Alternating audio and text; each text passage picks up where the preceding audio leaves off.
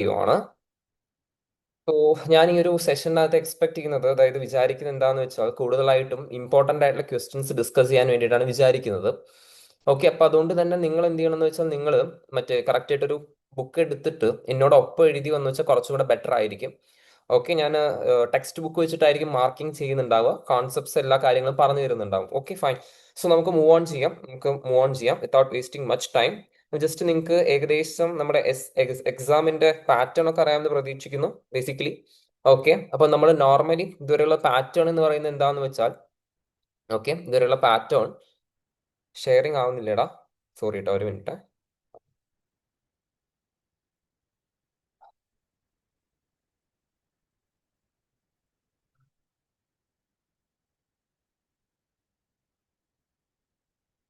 Okay, fine. So നമ്മുടെ pattern എന്ന് പറയുന്നത് എന്താന്ന് വെച്ചാൽ, ആക്ച്വലി ഏറ്റവും കൂടുതൽ ലെങ്ത് ഉള്ള ഒരു ഏരിയ ആണ്. അതായത് എട്ടാമത്തെ മൊഡ്യൂളാണ് ഏറ്റവും കൂടുതൽ ലെങ്ത് ഉള്ള ഒരു area. So 6A eighth module എന്നാണ് നിങ്ങൾക്ക് ക്വസ്റ്റ്യൻ കിട്ടുക. Okay, and 6B 11th module എന്നാണ് നിങ്ങൾക്ക് ക്വസ്റ്റ്യൻ കിട്ടുക. 7A 9th module, 7B 9th module, 8A 10th, 8B 10th. അപ്പൊ കൂടുതലായിട്ടും ഞാൻ ഫോക്കസ് ചെയ്യുന്നത് എന്തിനാന്ന് വെച്ചാൽ ഈ പറയുന്നത് പോലെ തന്നെ 9th 10th മൊഡ്യൂൾ ആയിരിക്കും. ഓക്കെ, ജസ്റ്റ് ബ്രേക്ക് എന്തെങ്കിലും ഉണ്ടെങ്കിൽ പറയണേ. അതായത് എന്താണെന്ന് വെച്ചാൽ വോയിസ് ബ്രേക്ക് ആവുന്നുണ്ടെങ്കിൽ എനിക്ക് ചാറ്റ് ബോക്സിനകത്ത് റെസ്പോണ്ട് ചെയ്യണം. ഓക്കെ, എന്നാൽ മാത്രമേ എനിക്ക് മനസ്സിലാവത്തുള്ളൂ. ഓക്കെ, നമുക്ക് മുന്നോട്ട് പോവാം. സോ ആദ്യം ഞാൻ ആക്ച്വലി മുന്നോട്ട് പോകാൻ വേണ്ടിയിട്ട് പോകുന്നത്, ഓക്കെ, ആദ്യം പോകാൻ വേണ്ടിയിട്ട് പോകുന്നത് ഡിജിറ്റൽ സ്ട്രാറ്റജി എന്ന് പറയുന്ന ചാപ്റ്ററിലോട്ടാണ്. കാരണം എന്താന്ന് വെച്ചാൽ ചെറിയ ചാപ്റ്റർ ആണ്. അത് മാത്രമല്ല, നമ്മൾ നമ്മുടെ ഡിസ്കഷന്റെ ലാസ്റ്റിലോട്ട് ഈ ഒരു ചാപ്റ്റർ വെച്ച് കഴിഞ്ഞാൽ എന്ത് സംഭവിക്കുന്നു വെച്ചാൽ, ലാസ്റ്റ് ആകുമ്പോഴേക്കും എല്ലാവരുടെ എനർജിയും ഡൗൺ ആയിരിക്കും. സോ ആ സമയത്ത് എനിക്കിത് മുന്നോട്ട് കൊണ്ടുപോകാൻ താല്പര്യമില്ല. സോ നമുക്ക് പെട്ടെന്ന് ഡിജിറ്റൽ സ്ട്രാറ്റജി എന്ന് പറയുന്ന ചാപ്റ്ററിലോട്ട് പോകാം. ഓക്കെ, അപ്പൊ ഇതിന്ന് നിങ്ങൾക്ക് ഒരു ക്വസ്റ്റ്യൻ ചോദിക്കും. വോയിസ് ബ്രേക്ക് വരുന്നുണ്ടോ? Okay, fine. എങ്ങനെയാണെങ്കിൽ ഞാൻ എൻ്റെ മറ്റേ വീഡിയോ ഒന്ന് ഓഫാക്കി നോക്കട്ടെ. വീഡിയോ ഒന്ന് ഓഫാക്കി നോക്കിയാൽ ചിലപ്പോൾ പ്രശ്നം ഉണ്ടാവില്ല. എല്ലാവർക്കും ഇഷ്യൂ ഉണ്ടോടാ? ജസ്റ്റ് ഒന്ന് പറയാവോ, ലാഗ് ഉണ്ടോന്നൊന്ന് എല്ലാവരും ഒന്ന് ജസ്റ്റ് കമന്റ് ചെയ്യാവോ. ഇഷ്യൂ ഉണ്ടെങ്കിൽ. ഇഷ്യൂ ഇല്ല. Okay, fine fine fine. Okay, കുഴപ്പമില്ല. ഇഷ്യൂ ഉണ്ടാവുകയാണെങ്കിൽ ഞാൻ എൻ്റെ ഈ പറയുന്നത് പോലെ തന്നെ എന്ത് ചെയ്യാം, ഈ വീഡിയോ മ്യൂട്ട് ചെയ്യാം. കുഴപ്പമില്ല, വീഡിയോ ബ്രേക്ക് ചെയ്യാം, കുഴപ്പമില്ല. Okay, continue. അപ്പോൾ ഡിജിറ്റൽ സ്ട്രാറ്റജി, രണ്ട് വേർഡാണ് basically, digital strategy, digital transformation. എന്താണ് ഡിജിറ്റൽ സ്ട്രാറ്റജി, ഡിജിറ്റൽ ട്രാൻസ്ഫോർമേഷൻ എന്ന് പറഞ്ഞിട്ട് തന്നെ തുടങ്ങാം. മക്കളെ, ഇപ്പൊ നമ്മളിപ്പോ നമ്മുടെ ഈ പറയുന്നത് പോലെ തന്നെ ഷോപ്പുകളിൽ മുന്നേക്ക് എന്താന്ന് വെച്ചാൽ ഈ പറയുന്നത് പോലെ തന്നെ ക്യാഷ് കൊടുത്തിട്ടാണ് സാധനങ്ങൾ മേടിച്ചിരുന്നത്. ഇപ്പൊ ക്യാഷ്ലെസ് എക്കണോമി എന്ന് പറയുന്ന ഒരു കോൺസെപ്റ്റ് വന്നു. അപ്പൊ ആ സിറ്റുവേഷൻസിനകത്ത് ബേസിക്കലി എന്ത് സംഭവിക്കുന്നെന്ന് വെച്ചാൽ, QR കോഡ് ഇൻസ്റ്റാൾ ചെയ്തു എന്ന് വിചാരിക്കുക. അപ്പൊ ഈ QR കോഡ് ഇൻസ്റ്റാൾ ചെയ്യുന്നു എന്ന് പറയുന്നത് ഇറ്റ്സ് എ ഡിജിറ്റൽ സ്ട്രാറ്റജി. മനസ്സിലാവുന്നുണ്ടോ? ഇതൊരു ഡിജിറ്റൽ സ്ട്രാറ്റജി ആണ്. ആൻഡ് ഇങ്ങനെ ഈ പറയുന്നത് പോലെ തന്നെ QR കോഡ് ഇൻസ്റ്റാൾ ചെയ്യുന്നത് വഴി മൊത്തം ഓർഗനൈസേഷൻസിൽ എന്ത് സംഭവിക്കുന്നു, ഈ പറയുന്നത് പോലെ തന്നെ ഒരു ട്രാൻസ്ഫോർമേഷൻ നടക്കുന്നു. That is known as what, digital transformation. അപ്പൊ ഈ ഒരു ചാപ്റ്ററിനെ കുറിച്ച് സംസാരിക്കുന്ന സമയത്ത് എന്നെ സംബന്ധിച്ച് ഇതിനകത്തുള്ള ഒരു എ കാറ്റഗറി ടോപ്പിക് വെച്ചിട്ട് തന്നെ ആദ്യം തുടങ്ങാം. സോ എല്ലാവരും ഇതിലോട്ട് വരിക. എ കാറ്റഗറി ടോപ്പിക്കാണ് പലരും ഈ പറയുന്നത് പോലെ തന്നെ വിടാറുള്ള ഒരു ടോപ്പിക്കാണ് orchestrated planning and execution. Okay, അപ്പൊ ചാപ്റ്ററിന്റെ പേര് നോക്കുക, innovation and disruptive business models. What is meant by business models? Business models is nothing but, ഇപ്പൊ ഈ പറഞ്ഞ പോലെ തന്നെ നെറ്റ്ഫ്ലിക്സ്. ഓക്കെ, നെറ്റ്ഫ്ലിക്സ് ഒക്കെ എങ്ങനെയാ ബിസിനസ് ചെയ്യുന്നത്? ബേസിക്കലി നെറ്റ്ഫ്ലിക്സ് ഒക്കെ ഈ പറയുന്നത് പോലെ തന്നെ സബ്സ്ക്രിപ്ഷൻ മോഡൽ വഴിയാണ് എന്ത് ചെയ്യുന്നത്, ബിസിനസ് ചെയ്യുന്നത്. അതേപോലെ തന്നെ ആമസോൺ എങ്ങനെയാണ്, ഇപ്പൊ ഓഫ്ലൈൻ ആയിട്ടുള്ള സെല്ലിങ്ങോ കാര്യങ്ങളോ ഒന്നുമല്ല, ഓൺലൈൻ ആയിട്ടുള്ള സെല്ലിങ്ങും കാര്യങ്ങളൊക്കെയാണ് എന്ത് ചെയ്യുന്നത്, നടക്കുന്നത്. അപ്പൊ ഈ ഒരു സിറ്റുവേഷൻസിനകത്ത് നമുക്ക് കറക്റ്റ് ആയിട്ട് ഈ കാര്യങ്ങൾ സർവൈവ് ചെയ്യണം എന്നുണ്ടെങ്കിൽ ഒരു ഓർക്കസ്ട്രേറ്റഡ് പ്ലാനിങ് നടത്തണം. What is meant by orchestrated planning is that, orchestrated planning എന്ന് പറയുന്നത് ഒന്നുമില്ല. അതായത് എന്താ സംഭവിക്കുന്നത് വെച്ചാൽ, അവിടെ ഒരു ഓർക്കസ്ട്ര പോലെ ഒരു ഓർഗനൈസേഷന്റെ ഉള്ളിലെത്ത ഹ്യൂമൻ റിസോഴ്സസ് ആണെന്നുണ്ടെങ്കിലും ഫിനാൻഷ്യൽ റിസോഴ്സസ് ആണെന്നുണ്ടെങ്കിലും കറക്റ്റ് ആയിട്ട് വർക്ക് ചെയ്താൽ മാത്രമേ ഒരു ഓർഗനൈസേഷൻ മുന്നോട്ട് കൊണ്ടുപോകാൻ വേണ്ടിയിട്ട് സാധിക്കത്തുള്ളൂ. മനസ്സിലാവുന്നുണ്ടോ? അപ്പോ ഈ പറയുന്ന എക്സാം എഴുതുന്ന സമയത്ത് പല സ്റ്റുഡൻസും പറയുന്ന ഒരു കാര്യമാണ്, സാറേ മാർക്ക് കിട്ടുന്നില്ല, എഴുതിയിട്ട് മാർക്ക് കിട്ടുന്നില്ല എന്നുള്ള കാര്യം പറയുന്നുണ്ട്. അപ്പൊ അതുകൊണ്ട് തന്നെ നിങ്ങൾക്ക് ടെക്സ്റ്റ് ബുക്ക് ആയിട്ട് ഒരു ലിങ്കേജ് വരുത്താം എന്നുള്ള രീതിയിലാണ് ഞാൻ ടെക്സ്റ്റ് ബുക്ക് തന്നെ എന്ത് ചെയ്യാം, എടുക്കാം എന്ന് എന്ത് ചെയ്യുന്നത്, വിചാരിക്കുന്നത്. ഫസ്റ്റ് പോയിന്റ്, ഈ ഓർക്കസ്ട്രേറ്റഡ് പ്ലാനിങ്ങിന്റെ മെഷേഴ്സ് ആണ് നമുക്ക് സംസാരിക്കാനായിട്ടുള്ളത്. അപ്പൊ ഞാനിപ്പോ ഒരു 15 ക്വസ്റ്റ്യൻസ് ഇന്ന് ഡിസ്കസ് ചെയ്യുന്നുള്ളൂ എന്നുണ്ടെങ്കിൽ ഈ 15 ക്വസ്റ്റ്യൻസും അത്രയും അടിപൊളിയായിട്ട് അത്രയും വൃത്തിക്ക് നമ്മൾ ഡിസ്കസ് ചെയ്യും, അത്രയും വൃത്തിക്ക് നിങ്ങൾ എന്ത് ചെയ്യും, ഈ പറയുന്നത് പോലെ തന്നെ ഡിസ്കസ് ചെയ്യും. അത് കറക്റ്റ് ആയിട്ട് ഞാൻ സമയം, അതായത് വായിക്കാൻ സമയം തരുന്ന സമയത്ത് കറക്റ്റ് ആയിട്ട് ഇരുന്ന് നിങ്ങൾ എന്ത് ചെയ്യണം, വായിക്കേണ്ടതുണ്ട്. ഫസ്റ്റ് പോയിന്റ് എന്താണെന്ന് വെച്ചാൽ, ഇപ്പൊ ഓർക്കസ്ട്രേറ്റഡ് പ്ലാനിങ്ങിലത്തെ ഒരു 7 പോയിന്റ് നിങ്ങൾ എന്ത് ചെയ്യണം, പഠിക്കണം. 7 പോയിന്റ്സ് ഇത്തവണ മിക്കവാറും ചോദിക്കാൻ ചാൻസ് ഉള്ള ഒരു A+ കാറ്റഗറി ടോപ്പിക് ആണ് ഈ പറയുന്ന ഓർക്കസ്ട്രേറ്റഡ് പ്ലാനിങ്. കാരണം ഇതുവരെ ചോദിച്ചിട്ടില്ല.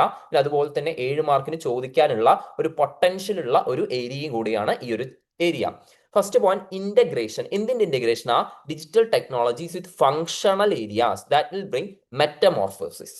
Metamorphosis means rapid change. നിങ്ങൾ ആലോചിക്കുക, തിയേറ്റർ പണ്ട് എങ്ങനെയായിരുന്നു? നമ്മൾ കൗണ്ടർ ടിക്കറ്റിംഗ് അല്ലെ, കൗണ്ടറിൽ പോയിട്ട് ടിക്കറ്റ് എടുക്കുന്നു, സിനിമ കാണുന്നു. പക്ഷെ ഇപ്പൊ എങ്ങനെയാണ്? Book my show, catch my seat പോലെയുള്ള ഐറ്റംസും കാര്യങ്ങളൊക്കെ ഉണ്ട്. അപ്പൊ ആ സിറ്റുവേഷൻസിനകത്ത് ഈ പറയുന്നത് പോലെ തന്നെ ഒരു മെറ്റമോർഫോസിസ് കൊണ്ടുവരുന്നു. എന്ത് മെറ്റമോർഫോസിസ് കൊണ്ടുവരുന്നു? Digital technologies. Integrating digital technologies with function areas that will bring metamorphosis in the business operations. അത്ര മതി കേട്ടോ, വേറെ കാര്യങ്ങളൊന്നും പഠിക്കേണ്ട.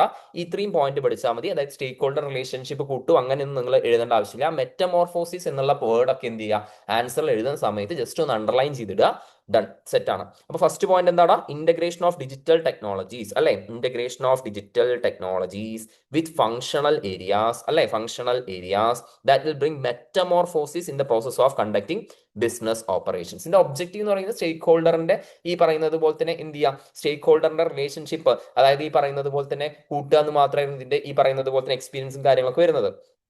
challenging the status quo of policies and standard operating practices for driving towards inevitable metamorphosis. ഇതെന്താ ഉദ്ദേശിക്കുന്നതെന്ന് വെച്ചാൽ, normal കേസിനകത്ത് നമ്മൾ ഈ പറയുന്നത് പോലെ തന്നെ പണ്ട് തൊട്ടേ ഉണ്ടായിരുന്ന കാര്യങ്ങൾ, അതിനെയാണ് സ്റ്റാൻഡേർഡ് ഓപ്പറേറ്റിംഗ് പ്രാക്ടീസസ് എന്ന് വിളിക്കുന്നത്. അപ്പൊ സ്റ്റാൻഡേർഡ് ഓപ്പറേറ്റിംഗ് പ്രാക്ടീസസ്, പോളിസീസ് ഇതൊക്കെ ചാലഞ്ച് ചെയ്യുക, എന്നിട്ട് എന്ത് ചെയ്യുക, റാപ്പിഡ് ആയിട്ടുള്ള ചേഞ്ച് കൊണ്ടുവരിക. ഓക്കെ, ക്ലിയർ ആവുന്നുണ്ടോ? So basically integration of digital technologies, challenging the status quo of policies. പിന്നെ എന്താന്ന് വെച്ചാൽ, ഈ ഓർഗനൈസേഷനിൽ ഇപ്പം പണ്ട് തിയേറ്ററിലൊക്കെ ഉള്ള ആൾക്കാരാണെന്നുണ്ടെങ്കിൽ പണ്ട് തൊട്ടേ ഉള്ള ആൾക്കാരായിരിക്കും. അവർക്ക് ഈ പറയുന്നത് പോലെ തന്നെ ചിലപ്പോൾ വലിയ രീതിയിലുള്ള ഐഡിയാസ് ഒന്നും ഉണ്ടായിരിക്കില്ല. എങ്ങനെയാണ് ഈ പറയുന്നത് പോലെ തന്നെ ഓൺലൈൻ ആയിട്ടുള്ള കാര്യങ്ങൾ ചെയ്യേണ്ടതെന്നുള്ള ഐഡിയാസോ കാര്യങ്ങളൊന്നും ഉണ്ടായിരിക്കില്ല. സോ അപ്പൊ അവര് അതിന് വേണ്ടിയിട്ട് ട്രെയിനിങ് കൊടുക്കണം. That is training of existing human capital with different capabilities and redeployment. അത് വേണ്ട, അത് വേണ്ട, അത് വേണ്ട.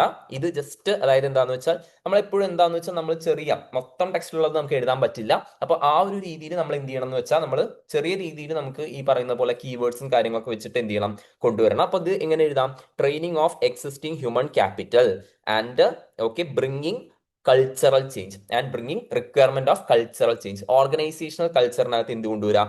ചേഞ്ചസ് കാര്യങ്ങളൊക്കെ കൊണ്ടുവരാം. 3 പോയിന്റ് ആയി. നെക്സ്റ്റ് എന്താന്ന് വെച്ചാൽ, conducting experiments with digital technologies. Digital technologies വെച്ചിട്ട് എന്ത് ചെയ്യാം, നമ്മൾ എക്സ്പെരിമെന്റ്സും കാര്യങ്ങളൊക്കെ എന്ത് ചെയ്യാം, എക്സ്പെരിമെന്റ്സും കാര്യങ്ങളൊക്കെ കണ്ടക്ട് ചെയ്യാം ടു ബൂസ്റ്റ് പ്രോഫിറ്റബിലിറ്റി. അത് എഴുതിയാൽ മതി. To boost what? Profitability. Profitability boost ചെയ്യാൻ വേണ്ടിയിട്ടുള്ള എക്സ്പെരിമെന്റ്സും കാര്യങ്ങളൊക്കെ എന്ത് ചെയ്യുക, കണ്ടക്ട് ചെയ്യുക. സോ ക്ലിയർ അല്ലേ? അപ്പൊ സെറ്റ്. നമുക്ക് ഓരോ വേർഡ് ആയിട്ട് അതായത് പഠിക്കേണ്ടത് എങ്ങനെയെന്ന് പറഞ്ഞുതരാം. I for integration of digital technologies. S for standard ആയിട്ടുള്ള ഓപ്പറേറ്റിംഗ് പ്രാക്ടീസസ്. സ്റ്റാൻഡേർഡ് ഓപ്പറേറ്റിംഗ് പ്രാക്ടീസസിനെ നമ്മൾ എന്ത് ചെയ്യണം, ചാലഞ്ച് ചെയ്യണം. H for what? Human capital. That is training of existing human capital. Next point E for what? E for experiments. Digital technologies ആയിട്ട് എന്ത് conduct ചെയ്യണം? എക്സ്പെരിമെന്റ്സും കാര്യങ്ങളൊക്കെ ഈ പറയുന്നത് പോലെ തന്നെ കണ്ടക്ട് ചെയ്യണം. അപ്പൊ ഇത് ഓർഗനൈസേഷന്റെ ഭാഗത്ത് നിന്നുള്ള കാര്യങ്ങളാണ്. ഇനി നിങ്ങൾ എന്ത് ചെക്ക് ചെയ്യാൻ അറിയാവോ? ഈ പറയുന്നത് പോലെ തന്നെ കസ്റ്റമറെ ഇതെങ്ങനെ ബാധിക്കും എന്നുള്ള രീതിയിൽ കൂടെ ചെക്ക് ചെയ്യാം. അപ്പൊ നമ്മൾ 3 എണ്ണമായിട്ട് ഈ ഒരു ആക്ച്വലി ക്വസ്റ്റിനെ ഡിവൈഡ് ചെയ്യുകയാണ്. ഒന്ന് ഓർഗനൈസേഷൻ, ഒന്ന് ഈ പറയുന്നത് പോലെ തന്നെ ഓർഗനൈസേഷന്റെ ഉള്ളിലുള്ള digital transformation team, that is DT team. അപ്പൊ DT ടീമിനെ സംബന്ധിച്ച് DT ടീമിന് ഈ പറയുന്നത് പോലെ തന്നെ എന്ത് ചെയ്യണം, കറക്റ്റ് ആയിട്ടുള്ള എന്ത് കൊടുക്കണം, ഫണ്ട് കാര്യങ്ങളൊക്കെ കൊടുക്കണം. അത് providing DT team A free environment with committed assistance for innovative applications. Innovative applications അത് എഴുതിയാൽ മതി. പ്രൊവൈഡിങ് DT ടീം, അതായത് ഡിജിറ്റൽ ട്രാൻസ്ഫോർമേഷൻ ടീം, ഈ സെർവർ ഡെവലപ്പ് ചെയ്യുക, പിന്നെ അതേപോലെ തന്നെ മറ്റുള്ള എന്താ പറയുക ഇൻഫ്രാസ്ട്രക്ചർ ഡെവലപ്പ് ചെയ്യുക, അങ്ങനെയൊക്കെ ചെയ്യുന്ന ആൾക്കാർക്ക് ഒബ്വിയസ്ലി അവർക്ക് ഫ്രീ ആയിട്ട് ഇതൊക്കെ ഡെവലപ്പ് ചെയ്യാനായിട്ടുള്ള ഒരു ഓപ്പർച്യൂണിറ്റി ആര് പ്രൊവൈഡ് ചെയ്യണം? ഓർഗനൈസേഷൻ പ്രൊവൈഡ് ചെയ്യണം. അതോടൊപ്പം തന്നെ data privacy, cyber security, information safety, ഇതൊക്കെ നമ്മൾ എന്ത് ചെയ്യണം? ഇതൊക്കെ നമ്മൾ ഈ പറയുന്നത് പോലെ തന്നെ ഉറപ്പുവരുത്തണം. ഇതൊക്കെ നമ്മൾ എന്ത് ചെയ്യണം? ഉറപ്പുവരുത്തണം. പിന്നെ എന്താണെന്ന് വെച്ചാൽ, ഇംപ്ലിമെന്റേഷൻ ടീമിനെ മിസ്റ്റേക്സ് വരുത്താൻ സമ്മതിക്കണം. അതായത് ഫസ്റ്റ് ആയിട്ട് ചെയ്യുന്ന ഒരു കാര്യമാണ്. ആരും 100% പെർഫെക്റ്റ് ആയിട്ടൊന്നും ചെയ്യത്തില്ല. അപ്പൊ അത് മിസ്റ്റേക്സ് അവർക്ക് എന്ത് ചെയ്യാൻ, വരുത്താൻ വേണ്ടി സമ്മതിക്കുക, അവരെ അതിനെ പെനലൈസ് ചെയ്യാതിരിക്കുക. ഇപ്പൊ തന്നെ എത്ര പോയിന്റ് ആയിടാ, 1 2 3 4, ഓക്കെ 7 പോയിന്റ്. 7 പോയിന്റ് പഠിച്ചാൽ മതി, 7 പോയിന്റ്സ് എന്ത് ചെയ്താൽ മതി, 7 പോയിന്റ്സ് ഈ പറയുന്നത് പോലെ തന്നെ പഠിച്ചാൽ മതി. This is nothing but D T ടീമിന്റെ കാര്യമാണ് സംസാരിക്കാനായിട്ടുള്ളത്. ഇത് രണ്ട് ഡി ടി ടീം. ഓക്കെ, അപ്പൊ നിങ്ങൾ ഇങ്ങനെ ആലോചിച്ചാൽ മതി. ഓക്കെ, എന്താ പറയാ, his D T team. Okay, his D T team എന്ന് ആലോചിച്ചാൽ മതി, HIS. ഓക്കെ, ഓക്കെ, ഒരു ഇങ്ങനെ ആലോചിച്ചാൽ മതി. നമ്മളൊരു കോഡ് വേർഡ് ഇതിന് ഡെവലപ്പ് ചെയ്യാണ്, experiments with. Okay, experiments with, experiments with HIS D T team. HIS, HIS DT team. Okay, ഇപ്പൊ എക്സ്പെരിമെന്റ്സ് എന്താ അവിടെ സംസാരിച്ചത്, എക്സ്പെരിമെന്റ്സ് നമ്മൾ ഓൾറെഡി ഇവിടെ സംസാരിച്ചിട്ടുണ്ടായിരുന്നു. Conducting experiments with digital technologies, പല പല രീതിയിലുള്ള എക്സ്പെരിമെന്റ്സ് കാര്യങ്ങളൊക്കെ നമ്മൾ കണ്ടക്ട് ചെയ്യാം. കാരണം ആപ്പിൾ ഉണ്ടാവാൻ ചാൻസ് ഇല്ലടാ. കാരണം എന്താന്ന് വെച്ചാല് ഇത് കഴിഞ്ഞാലേ നമുക്ക് പറയാൻ പറ്റത്തുള്ളൂ ഇത് വെദർ ഇതിനകത്ത് എന്തെങ്കിലും ലാഗ് ഇഷ്യൂസ് ഒക്കെ വന്നു എന്നുള്ള കാര്യം. ലോന്റെ കേസിനകത്തും ഒരു ഇഷ്യൂ ഉണ്ടായിരുന്നു, പിന്നെ അത് ഞാൻ റിപ്പയർ ചെയ്തതാ. അപ്പൊ അത് എത്രത്തോളം അത് സ്യൂട്ടബിൾ ആവുമെന്ന് പറയാൻ പറ്റില്ല. നോ ഐഡിയ, പറയാൻ പറ്റില്ല. നമുക്കത് ലാസ്റ്റ് കഴിഞ്ഞതിന് ശേഷം കൺവേർട്ട് ആയിട്ട് മാത്രമേ അത് കറക്റ്റ് ആയിട്ട് പ്രോസസ് ആയോ പ്രോസസ് ആയില്ലേ എന്ന് പറയാൻ പറ്റും. ഓക്കെ, വേറെ ഇഷ്യൂസ് ഒന്നും ഇല്ലെങ്കിൽ ലൈവായിട്ട് തന്നെ കണ്ടോളൂ. കാരണം എന്താന്ന് വെച്ചാൽ പിന്നത്തേക്ക് എടുത്തു വെച്ചാൽ എന്തായാലും നടപടി ആവില്ല. മനസ്സിലാവുന്നുണ്ടോ? Okay, fine. So conducting experiments, അപ്പം നാം സംസാരിച്ചിട്ടുണ്ടായിരുന്നു എന്താണ്, ഡിജിറ്റൽ ടെക്നോളജീസ് ആയിട്ട് എന്ത് ചെയ്യാം, എക്സ്പെരിമെന്റ്സ് കണ്ടക്ട് ചെയ്യുന്നു. First point, experiments with HIS D T team എന്നാണ് നമ്മൾ എന്ത് ചെയ്തത്, സംസാരിച്ച്. H for human capital, that is training existing human capital and cultural change.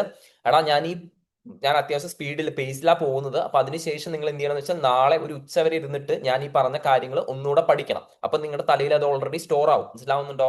കൂടുതൽ എനിക്ക് ഈ ലാഗ് അടിപ്പിക്കാൻ താല്പര്യമില്ല. അതുകൊണ്ടാണ് ഞാൻ ഒരു 8:30 വരെ മാക്സിമം ഈ പറയുന്നത് പോലെ തന്നെ എഫിഷ്യന്റ് ആയിട്ട് കാര്യങ്ങൾ ചെയ്യാമെന്ന് വിചാരിക്കുന്നത്. So second point is training of existing human capital. His DTT എന്നാ പറഞ്ഞിരുന്നത്. I for integration of digital technologies. എവിടെ ഇന്റഗ്രേറ്റ് ചെയ്യും? ഫങ്ഷണൽ ഏരിയാസിൽ നമ്മൾ ഇന്റഗ്രേറ്റ് ചെയ്യും. എന്തിന് ഇന്റഗ്രേറ്റ് ചെയ്യും? മെറ്റമോർഫോസിസ്. ഈ വേർഡൊക്കെ ജസ്റ്റ് ഓർമ്മിക്കാൻ പറ്റുമെങ്കിൽ ഇറ്റ് വിൽ ബി നൈസ്, അടിപൊളിയായിരിക്കും. ഓക്കെ, അപ്പൊ ഹിസ് DTT. അടുത്ത എന്താണ്, സ്റ്റാൻഡേർഡ് ഓപ്പറേറ്റിംഗ് പ്രാക്ടീസസിനെ എന്ത് ചെയ്യുക, ചാലഞ്ച് ചെയ്യുക. സ്റ്റാൻഡേർഡ് ഓപ്പറേറ്റിംഗ് പ്രാക്ടീസസിനെ ഈ പറയുന്നത് പോലെ തന്നെ ചാലഞ്ച് ചെയ്യുക. അപ്പൊ 4 പോയിന്റ് ഡൺ ഡൺ ഡൺ. പിന്നെ ഡി ടി ടീമിന്റെ കാര്യം സംസാരിക്കുന്ന സമയത്ത് ഡി ടി ടീമിന് എന്ത് പ്രൊവൈഡ് ചെയ്യുക, free environment with committed assistance for innovative applications. Okay, പിന്നെ ഈ പറയുന്നത് പോലെ തന്നെ വോയിസ് ലാഗ് വരുന്നുണ്ട് അല്ലെ, കുറെ നല്ല ഇഷ്യൂ വരുന്നുണ്ടെങ്കിൽ ഒന്ന് പറഞ്ഞാൽ മതി. ഞാൻ എന്തായാലും എന്റെ വീഡിയോ പോസ്റ്റ് ചെയ്യാം. ഓക്കെ, നല്ല ഇഷ്യൂ ഉണ്ടെങ്കിൽ വരുന്നുണ്ടെങ്കിൽ ഒന്ന് പറഞ്ഞാൽ മതി. Okay, fine. So next point എന്താണെന്ന് വെച്ചാൽ, ഈ പറയുന്നത് പോലെ തന്നെ ഇംപ്ലിമെന്റേഷൻ ടീം, അതായത് ഡി ടി ഇംപ്ലിമെന്റേഷൻ ടീമിനെ പെനലൈസ് ചെയ്യാതിരിക്കുക, അവർക്ക് മിസ്റ്റേക്സ് വരുത്താൻ വേണ്ടി ഈ പറയുന്ന പോലെ സമ്മതിക്കുക. ഓക്കെ, അപ്പൊ അത്രയും പോയിന്റ്സ് ആണ്. പിന്നെ ഡാറ്റ പ്രൈവസി ഉറപ്പുവരുത്തുക. So that's a point. Clear ആണോ? ഒന്ന് വായിച്ചു നോക്കാവോ പെട്ടെന്ന്, ഇത് തന്നെ ഒന്ന് വായിച്ചു നോക്കാവോ. ഇത് തന്നെ ഒന്ന് വായിച്ചു നോക്കിയിട്ട് 6:31 6:33 വരെ സമയം തരാം. 33 വരെ സമയം തന്നിട്ട് ഞാൻ എന്ത് ചെയ്യാം, അടുത്ത എന്റെ ഈ പറയുന്നത് പോലത്തെ ടോപ്പിക്സിലോട്ട് പോവാം. So my A+ category topic is nothing but orchestrated planning. Orchestrated planning important ആണ്. ഓർക്കസ്ട്രേറ്റഡ് പ്ലാനിങ് ഇമ്പോർട്ടന്റ് ആയിട്ടുള്ള ഒരു കാര്യമാണ്. ഓക്കെ, സെറ്റ് അല്ലേ? സെറ്റ് ആണെങ്കിൽ പറയണം. ഓക്കെ, എന്നിട്ട് നമുക്ക് അടുത്ത ടോപ്പിക്സിലോട്ട് ഈ പറയുന്നത് പോലെ തന്നെ മുന്നോട്ട് പോവാനായിട്ടുണ്ട്. ഫൈൻ.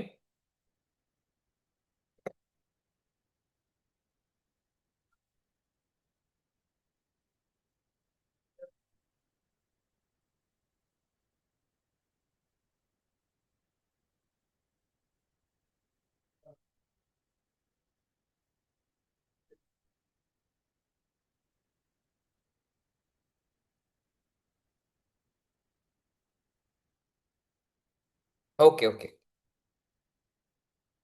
സ്പീഡ് ഒന്ന് തൽക്കാലം ഒന്ന് അഡ്ജസ്റ്റ് ചെയ്യണേ. ലാസ്റ്റ് സമയം ആയതുകൊണ്ട് ആണ് ഈ പറയുന്നത് പോലെ കൂടുതലായിട്ടുള്ള കാര്യങ്ങൾ ഡിസ്കസ് ചെയ്യണം എന്നുള്ള ആഗ്രഹമുണ്ട്. അതുകൊണ്ടാണ് മുന്നോട്ട് എന്ത് ചെയ്യുന്നത്, കുറച്ച് സ്പീഡിൽ പോകുന്നത്. Next point is A+ categories layers of digital transformation. Okay, layers of digital transformation digital ട്രാൻസ്ഫോർമേഷന്റെ ലെയർ എന്ത് ചെയ്യേണ്ടതുണ്ട്, ലെയറും ഈ പറയുന്നത് പോലെ തന്നെ ചെക്ക് ചെയ്യേണ്ടതുണ്ട്. എന്തൊക്കെയാണ്? 7 layers of digital transformation basically. First one is data aggregation of business relevant data from reliable sources, including conversion of analog data to digital and store for easy retrieval.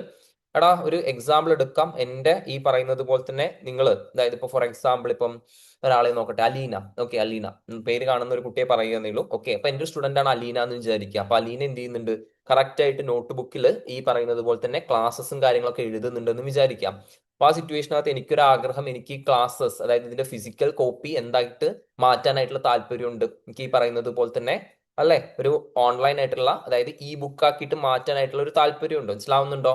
അപ്പൊ ആ സിറ്റുവേഷനകത്ത് ഞാൻ അലീനോട് ചോദിച്ചു, അലീന PDF സ്കാനറിൽ ഫോട്ടോ എടുത്തിട്ട് എനിക്ക് അയച്ചു തരുമെന്ന് ചോദിച്ചു. അപ്പൊ അലീനയുടെ അടുത്തുനിന്ന് ഞാൻ എന്ത് ചെയ്യുന്നു, ഡാറ്റ ഈ പറയുന്നത് പോലെ തന്നെ അഗ്രഗേറ്റ് ചെയ്യുന്നു. എന്നിട്ട് ഞാൻ എന്ത് ചെയ്യുന്നു, അനലോഗ് ഡാറ്റയെ ഡിജിറ്റൽ ഫോമിലോട്ട് കൺവേർട്ട് ചെയ്യുന്നു and store four easy retrieval. ഞാൻ എന്ത് ചെയ്യുന്നു, ഞാൻ എന്റെ കമ്പ്യൂട്ടറിനകത്ത് അത് സ്റ്റോർ ചെയ്യുന്നു. ഫസ്റ്റ് പോയിന്റ് മക്കളെ ഡാറ്റ അഗ്രഗേഷൻ. അപ്പൊ data aggregation head points correct ആയിട്ട് പഠിക്കാം. ഹെഡ് പോയിന്റ്സ് കറക്റ്റ് ആയിട്ട് പഠിച്ചിട്ട് എന്ത് ചെയ്യാം, പോയിന്റ്സ് കറക്റ്റ് ആയിട്ട് പഠിച്ചിട്ട് ഉള്ളിലുള്ള കാര്യങ്ങൾ നിങ്ങളുടേതായിട്ടുള്ള ലാംഗ്വേജിൽ എഴുതാം.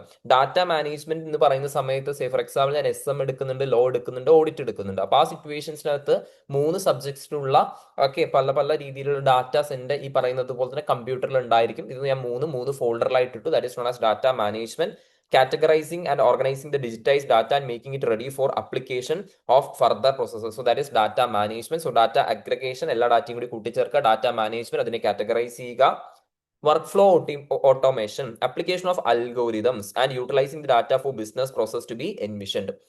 ഇതിപ്പോ എപ്പോഴാണ് വരിക എന്ന് വെച്ചാൽ സിമ്പിൾ ആയിട്ട് മനസ്സിലാക്കേണ്ട ഒരു പോയിന്റ് എന്താന്ന് വെച്ചാൽ ഇവിടെ ഒരു ഡാറ്റ അനലിറ്റിക്സ് ഈ പറയുന്നത് പോലെ തന്നെ പെർഫോം ചെയ്യാന്ന് വിചാരിക്കാം. ബിസിനസ് ഡാറ്റ അനലിറ്റിക്സ് പെർഫോം ചെയ്യാന്ന് വിചാരിക്കാം.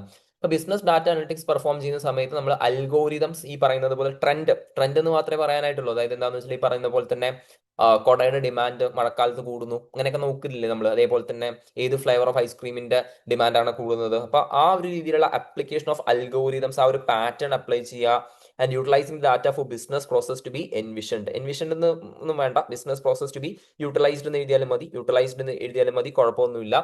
അപ്പൊ നമ്മൾ ഈ ദീപാവലിയുടെ സമയത്ത് സ്വീറ്റ്സിന്റെ ഈ പറയുന്നത് പോലെ മാർക്കറ്റ് കൂടുന്നു, അതൊക്കെ ഒരു ട്രെൻഡാണ് ഇൻഡിക്കേറ്റ് ചെയ്യുന്നത്. അപ്പൊ ആ ട്രെൻഡ് കാര്യങ്ങൾ കറക്റ്റ് ആയിട്ട് നോക്കുന്നതിനാണ് വർക്ക് ഫ്ലോ ഓട്ടോമേഷൻ എന്നുകൊണ്ട് ഉദ്ദേശിക്കുന്നത്. സോ ബേസിക്കലി മനസ്സിലൊന്ന് സെറ്റാക്കി വെച്ചേ, data aggregation, data management, workflow automation. സെറ്റല്ലേ? Next process component, application of algorithms and start utilising the data for the business process. Business പ്രോസസ്സിന് വേണ്ടിയിട്ട് നമ്മൾ ആക്ച്വലി ഈ പറയുന്നത് പോലെ തന്നെ ഡാറ്റനെ യൂട്ടിലൈസ് ചെയ്യാം. It's like workflow automation എന്ന് പറയുന്നത് ശരിക്കും ഒരു പ്ലാനിങ് പോലെയാണ്. ശരിക്കും നമ്മൾ അതിന്റെ ട്രെൻഡ് കറക്റ്റ് ആയിട്ട് നോക്കുകയാണ്. ഈ ട്രെൻഡ് കറക്റ്റ് ആയിട്ട് നോക്കിയിട്ട് നമ്മൾ എന്ത് ചെയ്യും, അതിനനുസരിച്ചിട്ടുള്ള രീതിയിലുള്ള ഈ പറയുന്നത് പോലെ തന്നെ ഡിസിഷൻസും കാര്യങ്ങളൊക്കെ എടുക്കും. ആ ഡിസിഷൻസ് എടുക്കുന്നതിനെയാണ് നമ്മൾ എന്ത് വിളിക്കുന്നത്, പ്രോസസ് കമ്പണന്റ് എന്ന് ചെയ്യുന്നത്, പ്രോസസ് കമ്പണന്റ് എന്ന് വിളിക്കുന്നത്. അപ്പോൾ സേ ഫോർ എക്സാമ്പിൾ സിമ്പിൾ ആയിട്ട് ആലോചിക്കണം, എൻ്റെ ഒരു സൂപ്പർ മാർക്കറ്റ് ആണ്. സോ എൻ്റെ സൂപ്പർ മാർക്കറ്റിന്റെ കേസിനകത്ത് ഞാനൊരു 2 ആഴ്ച ഒരു പരീക്ഷണ അടിസ്ഥാനത്തിൽ ഞാൻ എന്ത് ചെയ്തു, ഞാൻ ഈ പറയുന്നത് പോലെ തന്നെ ഓൺലൈൻ ആയിട്ട് അവർക്ക് പർച്ചേസ് ചെയ്യാന്നുള്ള ഒരു ഓപ്ഷൻ കൊടുത്തു. അപ്പൊ ഓൺലൈൻ ആയിട്ടുള്ള പർച്ചേസ് ചെയ്യാം എന്ന് പറയുന്ന ഒരു ഓപ്ഷൻ കൊടുത്ത സമയത്ത് കൂടുതലായിട്ടുള്ള ആൾക്കാർ ഓൺലൈൻ ആയിട്ട് പർച്ചേസ് ചെയ്തു, എന്റെ റവന്യൂ കൂടി. എന്റെ റവന്യൂ കൂടി. അപ്പൊ ഞാൻ ആക്ച്വലി ഡാറ്റ അഗ്രഗേറ്റ് ചെയ്തു, എത്ര ആൾക്കാർ പർച്ചേസ് ചെയ്തു എന്നുള്ള കാര്യം അഗ്രഗേറ്റ് ചെയ്തു, ഡാറ്റ മാനേജ് ചെയ്തു. അതായത് എന്താണെന്ന് വെച്ചാൽ ഏത് FMCG ഗുഡ്സ് ആണോ, ഏത് ഗുഡ്സ് ആണ് കൂടുതലായിട്ട് പർച്ചേസ് ചെയ്തെന്നുള്ള കാര്യം ഞാൻ കാറ്റഗറൈസ് ചെയ്തു. ആൻഡ് അതിനുശേഷം വർക്ക് ഫ്ലോ ഓട്ടോമേഷൻ നടത്തി. അതായത് അൽഗോരിതംസും കാര്യങ്ങളൊക്കെ ഈ പറയുന്നത് പോലെ തന്നെ യൂസ് ചെയ്തിട്ട് ഏത് പ്രൊഡക്റ്റിനാണ് കൂടുതലായിട്ട് എന്ത് വന്നിട്ടുള്ളത്, ഈ പറയുന്ന ഡിമാൻഡ് വന്നിട്ടുള്ളത് നോക്കി. And after that process component, that is application of algorithms and start utilizing the data for the business processes. അപ്പൊ ഞാൻ എന്ത് ചെയ്യുന്നു, ഞാൻ ഈ പറയുന്നത് പോലെ തന്നെ ഇതിനനുസരിച്ച് ഞാൻ വിചാരിച്ചു എന്നാൽ പിന്നെ നമുക്ക് ഒരു ഓൺലൈൻ ആപ്പ് ഡെവലപ്പ് ചെയ്യാം എന്നുള്ള കാര്യം വിചാരിച്ചു. അപ്പൊ ആപ്പ് ഡെവലപ്പ് ചെയ്യുന്ന സമയത്ത് നമ്മൾ എന്ത് ചെയ്യണം എന്ന് വെച്ചാൽ നമ്മൾ പ്ലാറ്റ്ഫോം പ്രൊവൈഡ് ചെയ്യണം. ക്ലൗഡിലാണോ പ്രൊവൈഡ് ചെയ്യുന്നത്, ഏത് വെണ്ടറിന്റെ അടുത്താണ് നോക്കേണ്ടത്. So platform interface integration, integrating the digital system with core system for smoother operations. അപ്പൊ ഞാൻ എന്ത് ചെയ്യുന്നു വെച്ചാൽ ഞാൻ ഈ പറയുന്നത് പോലെ തന്നെ ഇപ്പൊ ഡിജിറ്റൽ മാർക്കറ്റിംഗ് ചെയ്യുന്ന ആൾക്കാർ ചെയ്യുന്നത് പോലെ ഞാൻ എന്ത് ചെയ്യും, ഞാൻ ഒരു ആപ്പ് ഡെവലപ്പ് ചെയ്യും, ആപ്പിനകത്തിന്റെ പ്രൊഡക്ട്സും കാര്യങ്ങളൊക്കെ ലിസ്റ്റ് ചെയ്യും. ആ രീതിയിൽ പ്ലാറ്റ്ഫോം ഇന്റർഫേസ് ഇന്റഗ്രേഷൻ അതിനെയാണ് ഉദ്ദേശിക്കുന്നത്. അതായത് എന്താണെന്ന് വെച്ചാൽ വെബ്സൈറ്റ് ഉണ്ടാക്കുക, ആ പരിപാടി തന്നെ. end-to-end processing, conducting end-to-end processing and ensure error-free transformation. Bugs ഒന്നും ഉണ്ടാവാൻ പാടില്ല. എല്ലാ ആൾക്കാരും കൂടെ സെർവറിൽ കയറുന്ന സമയത്ത് സെർവർ ബ്ലോക്ക് ആവാൻ പാടില്ല. അത് ഉറപ്പുവരുത്തുന്നത്. That is known as end-to-end processing. Last point front end software design ചെയ്യുക. ആമസോൺ ഒക്കെ തുറക്കുന്ന സമയത്ത് നമ്മൾ നോക്കുന്ന സമയത്ത് ഫ്രണ്ട് എൻഡിൽ ഒരു സംഭവം കാണില്ലേ, അതായത് എന്താ വെച്ചാൽ ബാനർ ആഡ്സും കാര്യങ്ങളൊക്കെ ആയിട്ട് കാണില്ലേ. So that is front end software. Integrating with front-end stakeholders devices so that she or he can get seamless services in a technologically collaborated mode. എല്ലാം കൂടെ ഉള്ള ഒരു collaborated മോഡിൽ നല്ല രീതിയിലുള്ള ഒരു എന്ത് കിട്ടും, ഈ പറയുന്നത് പോലെ തന്നെ സർവീസ് കിട്ടും. So this is the layers of digital transformation. 7 layers of the digital transformation is also very important topic. അപ്പൊ ഞാൻ എങ്ങനെ കാറ്റഗറൈസ് ചെയ്യുന്ന വെച്ചാൽ ചോദിക്കാൻ ചാൻസ് ഉള്ള ക്വസ്റ്റ്യൻസ്, പൊട്ടൻഷ്യൽ ഉള്ള 7 മാർക്കിന്റെ ക്വസ്റ്റ്യൻസ് ആൻഡ് ഓൾസോ മാർക്കറ്റിൽ ഇൻഡസ്ട്രിയിൽ റിലവന്റ് ആയിട്ട് നിൽക്കുന്ന കാര്യങ്ങൾ. അപ്പൊ അതിനെ വെച്ചിട്ടാണ് ചില സമയത്ത് ചിലപ്പോൾ പാറ്റേൺ ഷിഫ്റ്റ് ആവാൻ വരെ ചാൻസസ് ഉണ്ട്. 2 ക്വസ്റ്റ്യൻ ചോദിക്കാൻ വരെ ചാൻസസ് ഉണ്ട്. സോ അപ്പോൾ ആ ഒരു രീതിയിൽ ഞാൻ പഠിപ്പിക്കുന്ന ക്വസ്റ്റ്യൻസ് വൃത്തിക്ക് എന്ത് ചെയ്യുക, പഠിച്ചു പോവുക എന്ന് മാത്രമാണ് പറയാനായിട്ടുള്ളത്. ഓക്കെ, അപ്പൊ 6:37, 6:38 വരെ നമുക്ക് 38, 39 വരെ നമുക്കൊന്ന് നോക്കാം. അതിനുശേഷം അടുത്ത ക്വസ്റ്റ്യനിലോട്ട് എന്ത് ചെയ്യാം, മൂവ് ചെയ്യാം. So we discuss 2 questions. Set അല്ലേ?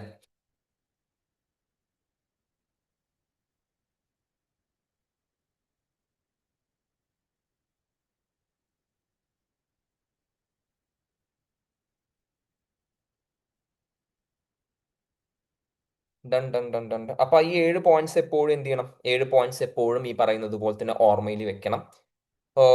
ബിഗ് ഡാറ്റയെ കുറിച്ച് പറയുകയാണെന്നുണ്ടെങ്കിൽ, ഒരു മിനിറ്റ്, ഞാൻ അനാലിസിസ് എഴുതി വെച്ചിട്ടുണ്ടായിരുന്നു. ബിഗ് ഡാറ്റയുടെ കാര്യം, ബിഗ് ഡാറ്റയുടെ കാര്യം പാറ്റേൺ ചേഞ്ച് ആവുമെന്ന് ചോദിച്ചാലേ, കാരണം എന്താണെന്ന് വെച്ചാൽ ഫസ്റ്റ് ചാപ്റ്ററിൽ നിന്ന് കൂടുതലായിട്ട് ഒറ്റ ക്വസ്റ്റിനെ ചോദിക്കാറുള്ളൂ പൊതുവെ. അപ്പൊ പറയുന്ന പോലെ ചിലപ്പം ഫസ്റ്റ് ചാപ്റ്ററിൽ നിന്ന് അല്ലെങ്കിൽ ഡിജിറ്റൽ സ്ട്രാറ്റജിയിൽ നിന്ന് ഒരു ക്വസ്റ്റിനും കൂടെ ചോദിക്കാനുള്ള ഒരു സാധ്യത കാണുന്നുണ്ട്. ഓക്കെ, അപ്പോ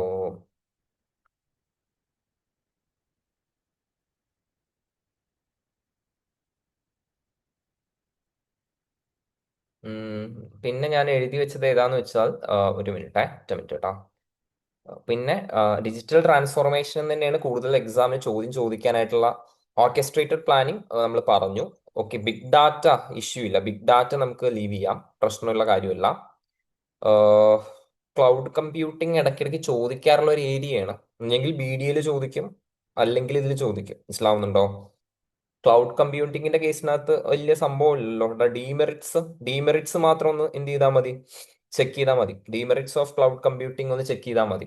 okay, demerits of cloud computing ഒന്നുമില്ല. ഫസ്റ്റ് പോയിന്റ് ഈ സെക്യൂരിറ്റി, ഒബ്വിയസ്ലി.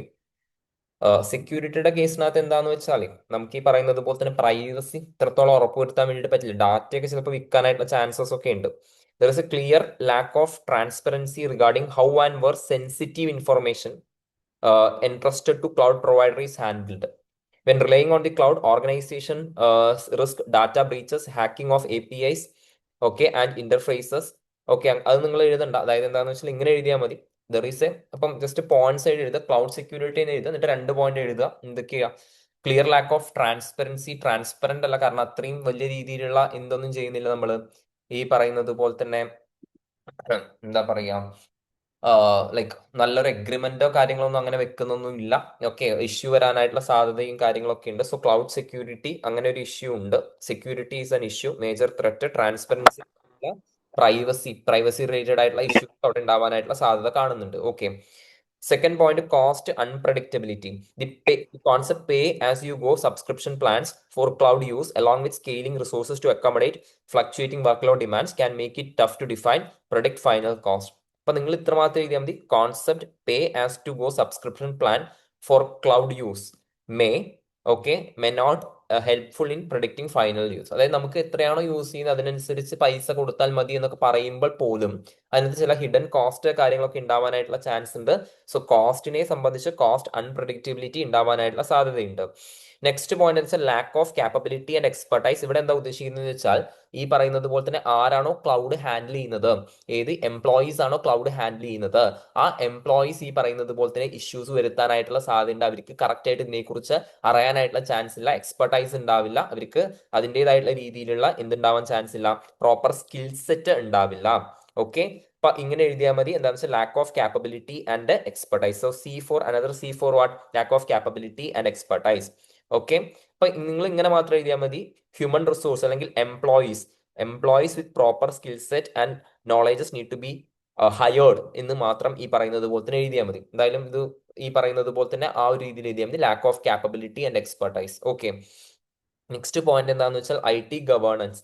IT ഗവേണൻസ് എന്ന് പറയുന്നത് എന്താ സംഭവം എന്ന് വെച്ചാൽ, ഈ പറയുന്നത് പോലെ തന്നെ IT governance in the sense നമ്മൾ ഈ പറയുന്നത് പോലെ തന്നെ IT റിലേറ്റഡ് ആയിട്ടുള്ള നിങ്ങൾ അയാം കാതലൻ എന്ന് പറഞ്ഞ മൂവി കണ്ടിട്ടുണ്ടല്ലോ അല്ലെ. അപ്പൊ അയാം കാതലൻ എന്ന് പറയുന്ന മൂവിക്കകത്ത് നമ്മൾ ഈ പറയുന്നത് പോലെ തന്നെ അവർക്ക് ഓർഗനൈസേഷൻസിൽ ഒരുപാട് രീതിയിലുള്ള ഇഷ്യൂസ്, ത്രെറ്റ് കാര്യങ്ങളൊക്കെ സംഭവിക്കുന്നു. അതാണ് do it yourself, the emphasis on do it yourself capability. IT governance difficult as there is no control over provisioning, deprovisioning and management of infrastructure operations. Okay, അപ്പൊ നമ്മൾ തന്നെ ചെയ്യാം എന്നുള്ള പറയുന്ന ഒരു സംഭവം, അതായത് നമുക്ക് ആരും ഒരു സപ്പോർട്ട് തരാത്ത സിറ്റുവേഷൻസിനകത്ത് ചിലപ്പോൾ നമ്മുടെ ഓർഗനൈസേഷൻസിന് പണി കിട്ടാനായിട്ടുള്ള ഒരു സാധ്യതയുണ്ട്. സോ G for ഗവേണൻസ് എന്ന് പറയുന്നത് എന്താണ്, ഡിഫിക്കൽട്ട് ആണ് എന്ന് പറയുന്ന ഒരു ഇഷ്യൂ വരുന്നുണ്ട്. മനസ്സിലാവുന്നുണ്ടോ? നമുക്ക് അതിനനുസരിച്ചുള്ള സിസ്റ്റം അഡ്മിനിസ്ട്രേറ്ററിനെ വെക്കണം, പല രീതിയിലുള്ള ഇഷ്യൂസ് ഉണ്ട്. Next one, compliance with industry laws. Industry laws എന്ന് പറയുന്നത് എന്താണെന്ന് വെച്ചാൽ when transferring data on premises local storage to cloud storage can be difficult to manage.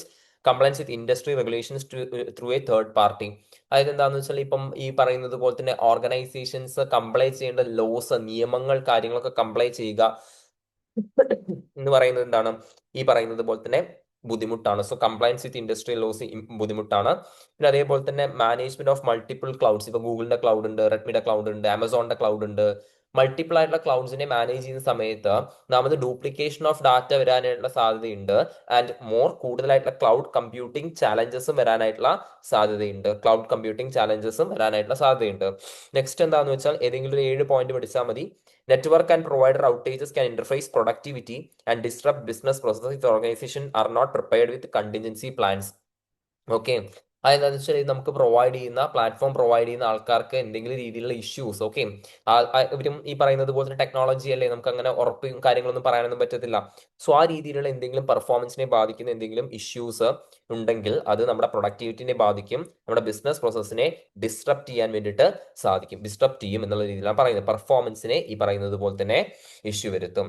Next എന്താണെന്ന് വെച്ചാൽ ക്ലൗഡ് മൈഗ്രേഷൻ. ഓക്കെ, ഇപ്പം എത്ര പോയിന്റ് ആയിടാ? 3 3 3 6 6 1 7 പോയിന്റ്. ഒരു പോയിന്റ് കൂടെ ഞാൻ പറഞ്ഞ് നിർത്തുവാണ്. വെൻഡർ ലോക്കിൻ. അതായത് എന്താണെന്ന് വെച്ചാൽ ഒരു ക്ലൗഡിൽ നിന്ന് മറ്റൊരു ക്ലൗഡിലേക്ക് ലോക്കിൻ ചെയ്യുന്നത് ബുദ്ധിമുട്ടായിരിക്കും. അതായത് എന്താണെന്ന് വെച്ചാൽ ചിലപ്പോൾ ലോക്കിൻ പീരീഡ്, നിങ്ങൾക്ക് ഷെയറിന്റെ കേസിനകത്ത് ലോലൊക്കെ നിങ്ങൾ പഠിച്ചിട്ടുണ്ടാവും, സെക്യൂരിറ്റി ഷെയർസിന്റെ ഒക്കെ ലോക്കിൻ എന്നൊക്കെ പറയുന്നത് പോലെ തന്നെ ലോക്കിൻ പീരീഡ് ഉണ്ടായിരിക്കും. ഈ ലോക്കിൻ പീരീഡ് എന്ന് പറയുന്നത് ഭയങ്കര ബുദ്ധിമുട്ടാണ്. നമുക്ക് എന്താണെന്ന് വെച്ചാൽ നമുക്ക് മറ്റൊരാൾക്ക് ഒരിക്കലും അത് ട്രാൻസ്ഫർ ചെയ്യാൻ വേണ്ടിയിട്ടോ കാര്യങ്ങളൊന്നും സാധിക്കില്ല. This includes technical incompatibilities, legal and regulatory limitations, and substantial cost incurred to sizable data migrations. Vendor ലോക്കിൻ period എന്ന് പറയുന്നത് ഈ പറയുന്നത് പോലെ തന്നെ ഇഷ്യൂ ഉള്ള ഒരു കാര്യമാണ്. ക്ലൗഡ് കമ്പ്യൂട്ടിംഗ് ബാലൻസ് സ്കിപ്പ് ചെയ്യാവോ എന്ന് ചോദിച്ചാൽ മറ്റേ IAS SAS, അതായത് PAAS, അതൊക്കെ ജസ്റ്റ് ഒന്ന് വായിച്ച് വിട്ടിട്ട് പോയാൽ മതി. ബാക്കിയൊക്കെ സ്കിപ്പ് ചെയ്യാൻ കുഴപ്പമൊന്നുമില്ല. ക്ലൗഡ് കമ്പ്യൂട്ടിംഗ് ബാക്കി ചോദിക്കാനായിട്ടുള്ള സാധ്യതയോ കാര്യങ്ങളൊന്നും ഇത് ചെയ്യുന്നൊന്നുമില്ല, കാണുന്നൊന്നുമില്ല. So this is the point. Okay, so അതാണ് നമുക്ക് സംസാരിക്കാനായിട്ടുള്ളത്.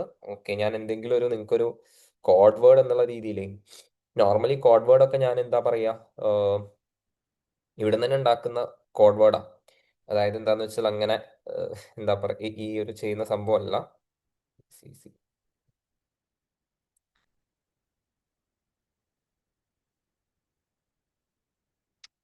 നോ നോ നോ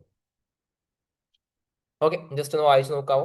വായിച്ചു നോക്കിയിട്ട് നമുക്ക് മുന്നോട്ട് പോവാം. മൂന്നാമത്തെ ക്വസ്റ്റ്യൻ കഴിഞ്ഞു. ക്ലൗഡ് കമ്പ്യൂട്ടിംഗ് മൂന്നാമത്തെ ക്വസ്റ്റ്യൻ കഴിഞ്ഞു. ഇതിന്റെ ടാർഗറ്റ് എന്ന് പറയുന്നത് 7 മണിയാകുമ്പോഴേക്കും ഈ ഒരു ഡിജിറ്റൽ സ്ട്രാറ്റജി തീർക്കണം. അതാണ് ടാർഗറ്റ്. 7 മണിയാകുമ്പോഴേക്കും ഡിജിറ്റൽ സ്ട്രാറ്റജി നോക്കാം. നമുക്ക് കുഴപ്പമൊന്നും ഇല്ലാതെ തന്നെ കംപ്ലീറ്റ് ആക്കാൻ പറ്റുമെന്ന് വിചാരിക്കുന്നു. അതിൻ്റെ ഇടയിൽ ഏതെങ്കിലും ടോപ്പിക്സ് നിങ്ങൾക്ക് റിലവൻ്റ് ആയിട്ട്, അതായത് നിങ്ങൾക്ക് എക്സ്പ്ലെയിൻ ചെയ്യണം എന്നുള്ള ഏത് ടോപ്പിക്സ് ആണെങ്കിലും സമയത്തിനനുസരിച്ച് ഞാൻ എക്സ്പ്ലെയിൻ ചെയ്യുന്നതായിരിക്കും. ചാറ്റ് ബോക്സിൽ ഇട്ടാൽ മതി, അല്ലെങ്കിൽ പ്രൈവറ്റ് ആയിട്ട് സെൻഡ് ചെയ്താൽ മതി. ഇങ്ങനെയാണെങ്കിലും കുഴപ്പമൊന്നുമില്ല. ഓക്കെ, പ്രൊവൈഡഡ് 8:30 ഉള്ളിൽ, കാരണം 8:30 എനിക്ക് വേറൊരു എൻഗേജ്മെന്റ്സ് ഉണ്ട്, അപ്പം അതിൻ്റെ ഒരു ഇഷ്യൂ ഉണ്ട്. അതല്ലാത്ത വേറെ ഇഷ്യൂസ് ഒന്നും ഇല്ല. ജസ്റ്റ് എനിക്ക് ടൈപ്പ് ചെയ്തെന്ന് വെച്ചാൽ അതിനനുസരിച്ച് നമുക്ക് നോക്കാം.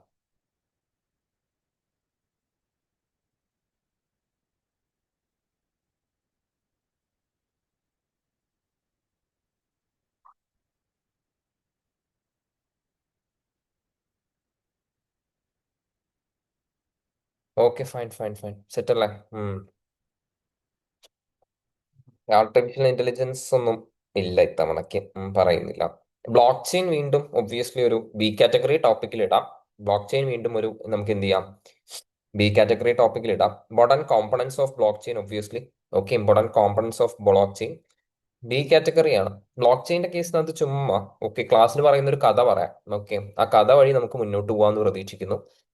ഓക്കെ, അതായത് എന്താ വെച്ചാൽ സിമ്പിൾ ആയിട്ട് ആലോചിക്കും. മുർഷിദ, സെറീന, പിന്നെ അതുപോലെ തന്നെ ആരാ, കുറെ പേരുണ്ടല്ലോ അല്ലെ, നോക്കട്ടെ, ആരും കാണുന്നില്ല. ഓക്കെ, ഫാസിൽ, ഇവരെല്ലാവരും കൂടെ ഒരു അൽഫാം കഴിക്കാൻ പോയി എന്ന് വിചാരിക്കാം. മനസ്സിലാവുന്നുണ്ടോ? ജസ്റ്റ് ഞാൻ എന്താന്ന് വെച്ചാൽ പേര് പറയാം. MF, അല്ലെങ്കിൽ ഇവിടെ ഉള്ള ആൾക്കാരുടെ പേരല്ല, ജസ്റ്റ് ഞാൻ പറയാം. ഓക്കെ, അനിൽ, സുനിൽ, പിന്നിൽ.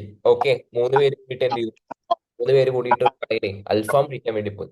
ആരാണ് അൺമ്യൂട്ട് ചെയ്യാത്ത? അൺമ്യൂട്ട് ചെയ്യണേ. Okay fine. അപ്പൊ ഈ situation what happens is that ഇവര് പോയിട്ട് ടോട്ടൽ ചെലവ് വന്നത് say for example okay 520 rupees വന്നു എന്ന് വിചാരിക്കാം. എത്ര രൂപ വന്നു? 520 രൂപ വന്നു.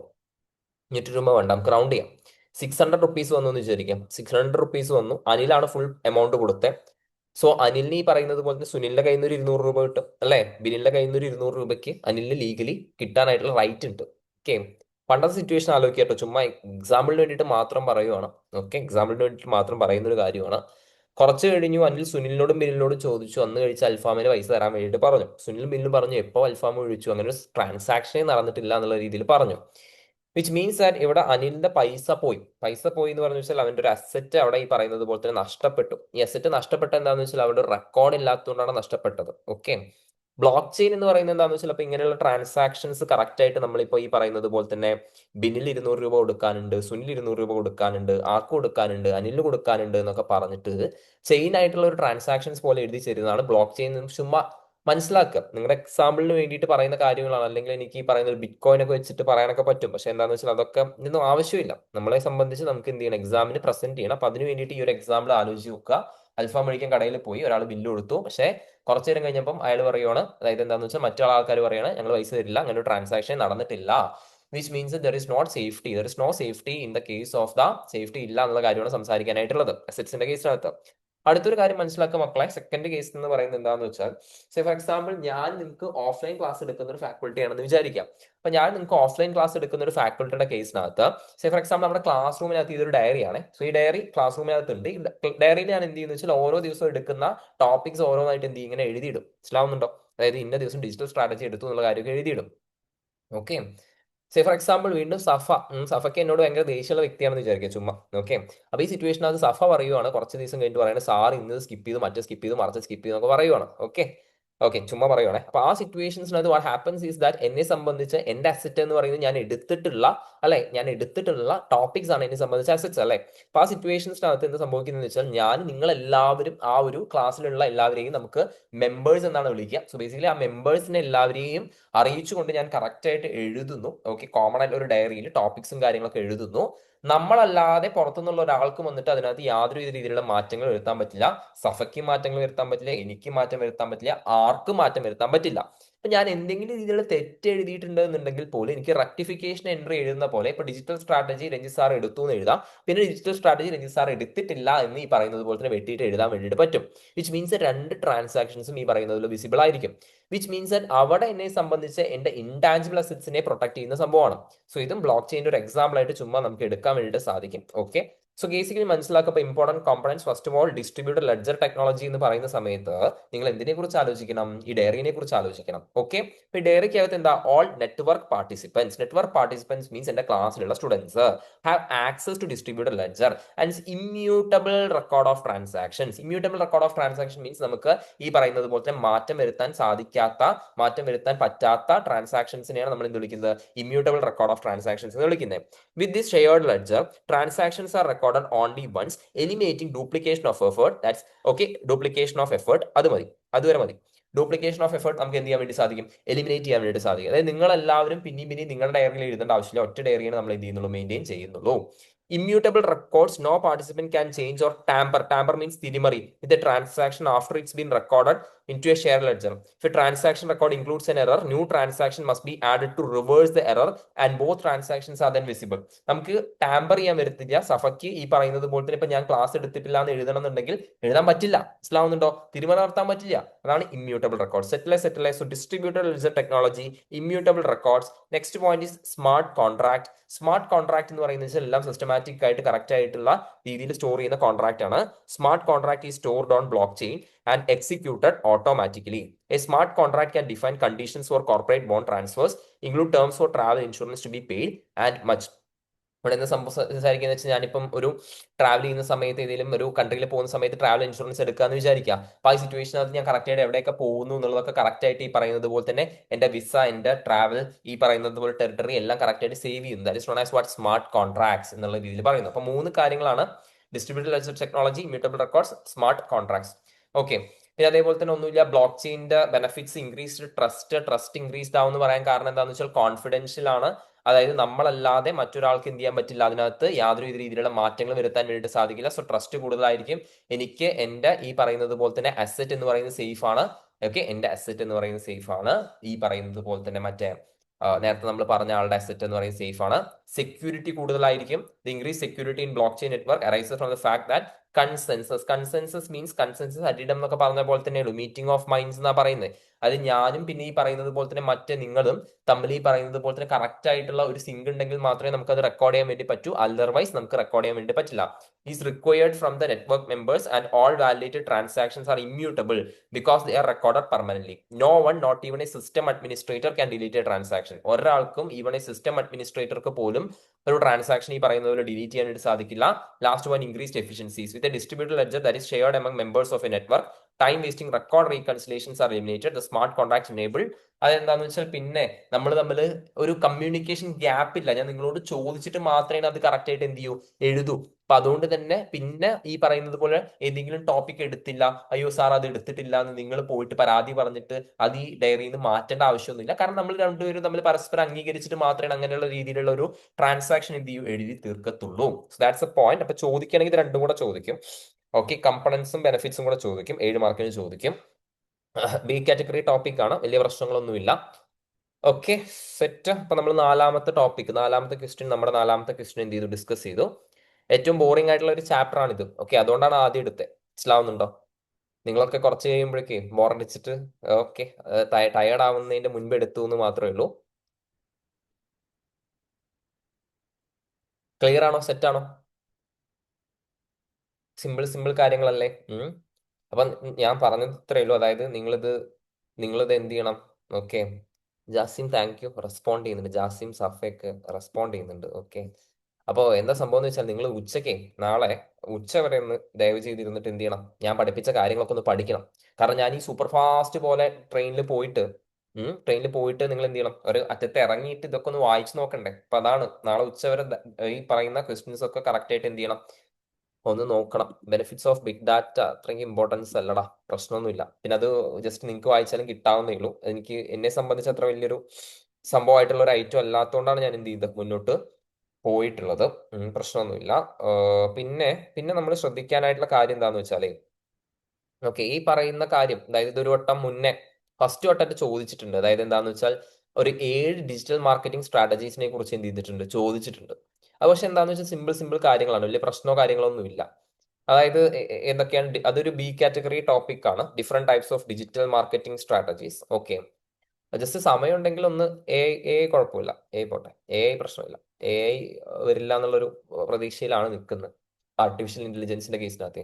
കാരണം ആർട്ടിഫിഷ്യൽ ഇന്റലിജൻസ് ചോദിക്കുകയാണെങ്കിൽ 7 മാർക്കിന് ചോദിക്കാനുള്ള പൊട്ടൻഷ്യൽ ഇല്ല. കഴിഞ്ഞാണോ ചോദിച്ചപ്പോൾ ആർട്ടിഫിഷ്യൽ ഇന്റലിജൻസും ബ്ലോക്ക് ചെയിനും കൂടെ ചോദിച്ചത്. പ്രശ്നമുള്ള കാര്യമല്ല അത്. ഓക്കെ, അപ്പൊ ഇതിനകത്തുനിന്ന് ബേസിക്കലി എന്താന്ന് വെച്ചാൽ ജസ്റ്റ് ഒന്ന് വായിച്ചു പോകണമെന്നേ ഉള്ളൂ. സോഷ്യൽ മീഡിയ മാർക്കറ്റിംഗ് പ്ലാറ്റ്ഫോംസ് ഇതൊക്കെ ഓൾറെഡി വരുന്ന കാര്യമാണ്. ഞാൻ കൂടുതലായിട്ട് ഇതൊന്ന് എക്സ്പെക്ട് ചെയ്യുന്ന ഇത്തവണ ഡിജിറ്റൽ ട്രാൻസ്ഫോർമേഷൻ എന്നൊരു ചോദ്യം. ഓക്കെ, ഡിജിറ്റൽ ട്രാൻസ്ഫോർമേഷൻ എന്നൊരു ചോദ്യമാണ് എന്ത് ചെയ്യുന്നത്, എക്സ്പെക്ട് ചെയ്യുന്നത്. നിങ്ങൾ ചുമ്മാ ഒന്ന് വായിച്ചു നോക്കിയാൽ മതി. ഓക്കെ, വലിയ ഒരു പ്രശ്നമുള്ള കാര്യമല്ല ഈ ഒരു ഏരിയ. ഓക്കെ, അപ്പൊ അതൊക്കെയാണ് നമുക്ക് എന്ത് ചെയ്യാനായിട്ടുള്ളത്, ഈ ഒരു ചാപ്റ്ററിനകത്ത് ഡിസ്കസ് ചെയ്യാനായിട്ടുള്ളത്. എനിക്കൊരു ക്വസ്റ്റ്യൻ കൂടെ ഈ ഒരു ചാപ്റ്ററിനകത്ത് എന്ത് ചെയ്യണം, ഡിസ്കസ് ചെയ്യേണ്ടതുണ്ട്. ഓക്കെ, അത് 7 മാർക്കിന് ചോദിക്കാൻ ചാൻസ് കാണുന്നൊന്നുമില്ല. പക്ഷെ എന്താന്ന് വെച്ചാൽ ഈ പറയുന്നത് പോലെ തന്നെ ജസ്റ്റ് ഒന്ന് ചെറുതായിട്ടൊന്ന് ഡിസ്കസ് ചെയ്ത് പോകാം. ഏതായാലും ഒരു വഴിക്ക് ഇറങ്ങിയ സ്ഥിതിക്ക് അതും കൂടെ ഒന്ന് ഡിസ്കസ് ചെയ്ത് പോകാം എന്ന് പ്രതീക്ഷിച്ചു. ഓക്കെ, ഒരു മിനിറ്റ് കേട്ടോ. ഒന്നല്ല, രണ്ട് ക്വസ്റ്റ്യൻ ഡിസ്കസ് ചെയ്യാനുണ്ട്. നമ്മൾ 6:56 അല്ലേ? Okay fine, but okay fine. Common elements of digital strategy. Okay, common elements of digital strategy first and second discuss ചെയ്ത ക്വസ്റ്റ്യൻ ഏതൊന്ന് പറയൂ sir. First orchestrated planning Murshida. Orchestrated പ്ലാനിങ്ങിന്റെ കാര്യങ്ങളാണ് നമ്മൾ ഡിസ്കസ് ചെയ്തിട്ടുണ്ടായിരുന്നത്. ആർ പിയുടെ ബെനിഫിറ്റ്സ് MCQയിൽ ചോദിക്കും, ഇത്രയേ ഉള്ളൂ. IoTയുടെ ഈ പറയുന്നത് പോലെ തന്നെ അപ്ലിക്കേഷൻ ഏരിയാസ്, മറ്റേ മെഡിക്കൽ ഫ്രിഡ്ജ്, പിന്നെ കാർ പാർക്കിംഗ്, അങ്ങനത്തെ ഐറ്റംസ് ഒക്കെ ഉണ്ടല്ലോ, അതും MCQയിൽ ചോദിക്കും. വേറെ വിഷയങ്ങളൊന്നും ഇല്ല. മുർഷിദ, നമ്മൾ ഫസ്റ്റ് ഡിസ്കസ് ചെയ്ത ഓർക്കസ്ട്രേറ്റഡ് പ്ലാനിങ്ങും അതിനുശേഷം എന്താ ഡിസ്കസ് ചെയ്ത, okay, 7 layers of digital transformation ആണ് ഡിസ്കസ് ചെയ്തത്. മുർഷിദ് ലേറ്റ് ആയി വരാൻ ഫസ്റ്റ് ഡിസ്കസ് ചെയ്ത ഓർക്കസ്ട്രേറ്റഡ് പ്ലാനിങ് നിർബന്ധമായിട്ട് നോക്കണേ. ഓർക്കസ്ട്രേറ്റഡ് പ്ലാനിങ് നിർബന്ധമായിട്ട് നോക്കണം. കൂടുതലായിട്ട് ഇത്തവണ വരാൻ ഏറ്റവും കൂടുതൽ ഒരു പ്രോബബിലിറ്റി കാണുന്ന ഒരു ഐറ്റം ആണിത്. മനസ്സിലാവുന്നുണ്ടോ? Okay fine. So I am going head common elements of digital strategy. പിന്നീട് ശ്രദ്ധിക്കേണ്ട ഒരു കാര്യം എന്ന് പറയുന്നത്, ഇങ്ങനെ ഒരു common elements of digital strategy എന്നുള്ള ഒരു ചോദ്യം ചോദിച്ചു. നിങ്ങൾ എന്ത് ചെയ്യണം എന്ന് വെച്ചാൽ ആദ്യം എന്താണ് ഡിജിറ്റൽ സ്ട്രാറ്റജി എന്ന് എഴുതണം. ആദ്യം എന്താണ് ഡിജിറ്റൽ സ്ട്രാറ്റജി എന്ന് എഴുതണം. എഴുതിയിട്ട് വേണം ഇതിലോട്ട് കടക്കാൻ വേണ്ടിയിട്ട്. അല്ലാതെ ചാടി കയറി ഇതിലോട്ട് അങ്ങ് കടക്കരുത്. ഇതിപ്പം ഒബ്ജക്റ്റീവ്സ് ഓഫ് സ്ട്രാറ്റജിക് മാനേജ്മെന്റ് എന്ന് ചോദിച്ചാലും ആദ്യം സ്ട്രാറ്റജിക് മാനേജ്മെന്റ് എന്താണെന്ന് ജസ്റ്റ് ചെറുതായിട്ടൊന്ന് മെൻഷൻ ചെയ്യണം. മെൻഷൻ ചെയ്തിട്ട് വേണം അതിലോട്ട് മുന്നോട്ട് പോകാൻ വേണ്ടിയിട്ട്. അങ്ങനെയുള്ളൊരു സ്റ്റൈലാണ് നോക്കേണ്ടത്. മനസ്സിലാവുന്നുണ്ടോ? ഫസ്റ്റ് ഓഫ് ഓൾ നമ്മൾ നോക്കേണ്ട കാര്യം എന്താണെന്ന് വെച്ചാൽ common elements of digital strategy ചിന്തിക്കുക കേട്ടോ. ആടാ ഒന്നുമില്ലടാ, ബാങ്ക്. ഓക്കെ, നമ്മുടെ ഒരു ഈ പറയുന്നത് പോലത്തെ bank CBS core banking systems install ചെയ്യണമെന്ന് വിചാരിക്കുക. ഈ സിറ്റുവേഷനകത്ത് നമ്മൾ ആദ്യം ആരാണ് ഇത് മുന്നിൽ നിന്ന് നയിക്കേണ്ടത് എന്നുള്ള കാര്യം ആളെ ചൂസ് ചെയ്യണം. That is choose a leader. Okay, choose a leader. Choose a ലീഡറിനകത്ത് ഈ പറയുന്നത് പോലെ തന്നെ 2 പോയിന്റ് എഴുതുക. It's a most important part of creating digital strategy. കാരണം ആര് നയിക്കണം എന്നുള്ള കാര്യം നമ്മൾ ചിന്തിക്കേണ്ടതില്ലേ? ഉണ്ട്. But choosing the right person will depend on company culture. അതായത് ഫോർ എക്സാമ്പിൾ ഇപ്പോൾ റിലയൻസ് ആണെന്ന് വിചാരിക്കുക. റിലയൻസിന് ഒരു ലീഡറിനെ ചൂസ് ചെയ്യണം. അപ്പം മുകേഷ് അംബാനിയോട് പറയാണ് വേറെ ഏതെങ്കിലും ഒരു വ്യക്തി, ഫോർ എക്സാമ്പിൾ ഒരു ഫ്രാൻസിസ്, ചുമ്മാ പേര് പറയുകയാണെ, ഒരു USA കാരനാണ്. അങ്ങേർക്ക് ഈ ഡിജിറ്റൽ സ്ട്രാറ്റജിനെ കുറിച്ചൊക്കെ കറക്റ്റ് ആയിട്ട് അറിയാമെന്ന് വിചാരിക്കാം. അപ്പൊ നമുക്ക് അങ്ങനെ ആക്കിയാലോ എന്ന് ചോദിക്കുകയാണ്. അപ്പൊ മുകേഷ് അംബാനി പറഞ്ഞു നടക്കില്ല, കൺട്രോൾ എല്ലാം എനിക്ക് വേണം. മനസ്സിലാവുന്നുണ്ടോ? ഈ ഓർഗനൈസേഷന്റെ മൊത്തം കൺട്രോൾ എനിക്ക് വേണം, ഞാൻ ലീഡർ ആയിക്കോളാം എന്ന് പറയുകയാണ്. It means company culture, structure and priorities. Okay, company culture, structure and priorities, ഈ 2 പോയിന്റ് എഴുതിയാൽ മതി. പിന്നെ എന്താണെന്ന് വെച്ചാൽ ഒരു പോയിന്റ് കൂടെ പറ്റുവാണെങ്കിൽ എഴുതുക. ഓക്കെ, ഒന്നെങ്കിൽ എന്ത് ചെയ്യുക, either CEO or appointed chief digital officer, അയാളായിരിക്കും എന്ത് ലീഡർ. സെറ്റൽ choose a leader, first point. Second point attack versus defence. This is nothing but 2 രീതിയിലുള്ള സ്ട്രാറ്റജി നമുക്ക് അഡോപ്റ്റ് ചെയ്യാവുന്ന. Proactive strategy, 2 reactive strategy. ഇതൊക്കെയാണ്. ഒന്ന് പ്രോ ആക്റ്റീവ് സ്ട്രാറ്റജി, രണ്ടാമത് എന്താണ്? രണ്ടാമത് ഈ പറയുന്നത് പോലെ തന്നെ reactive strategy. Pro active strategy എന്ന് പറയുന്ന സമയത്ത് എന്താ ഉദ്ദേശിക്കുന്നത് എന്ന് വെച്ചാലേ, അതായത് എന്താണെന്ന് വെച്ചാൽ നമ്മൾ പ്രോ ആക്റ്റീവ് ആയിട്ട് ജസ്റ്റ് മൂവ് ഹെഡ് ആയിട്ട് മുന്നോട്ട് പോവുക. മനസ്സിലാവുന്നുണ്ടോ?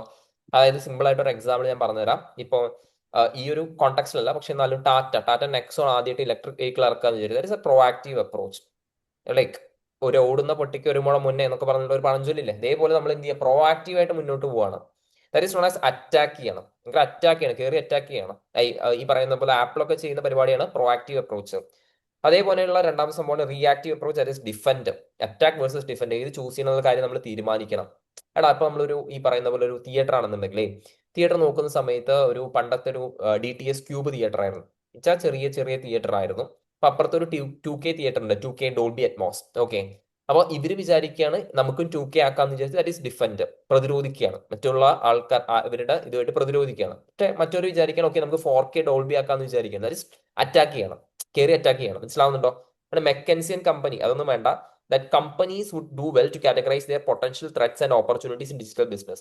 Then compare these against their own purpose. This clarifies. ഈ ഒരു പോയിന്റ് എഴുതിയാൽ മതി.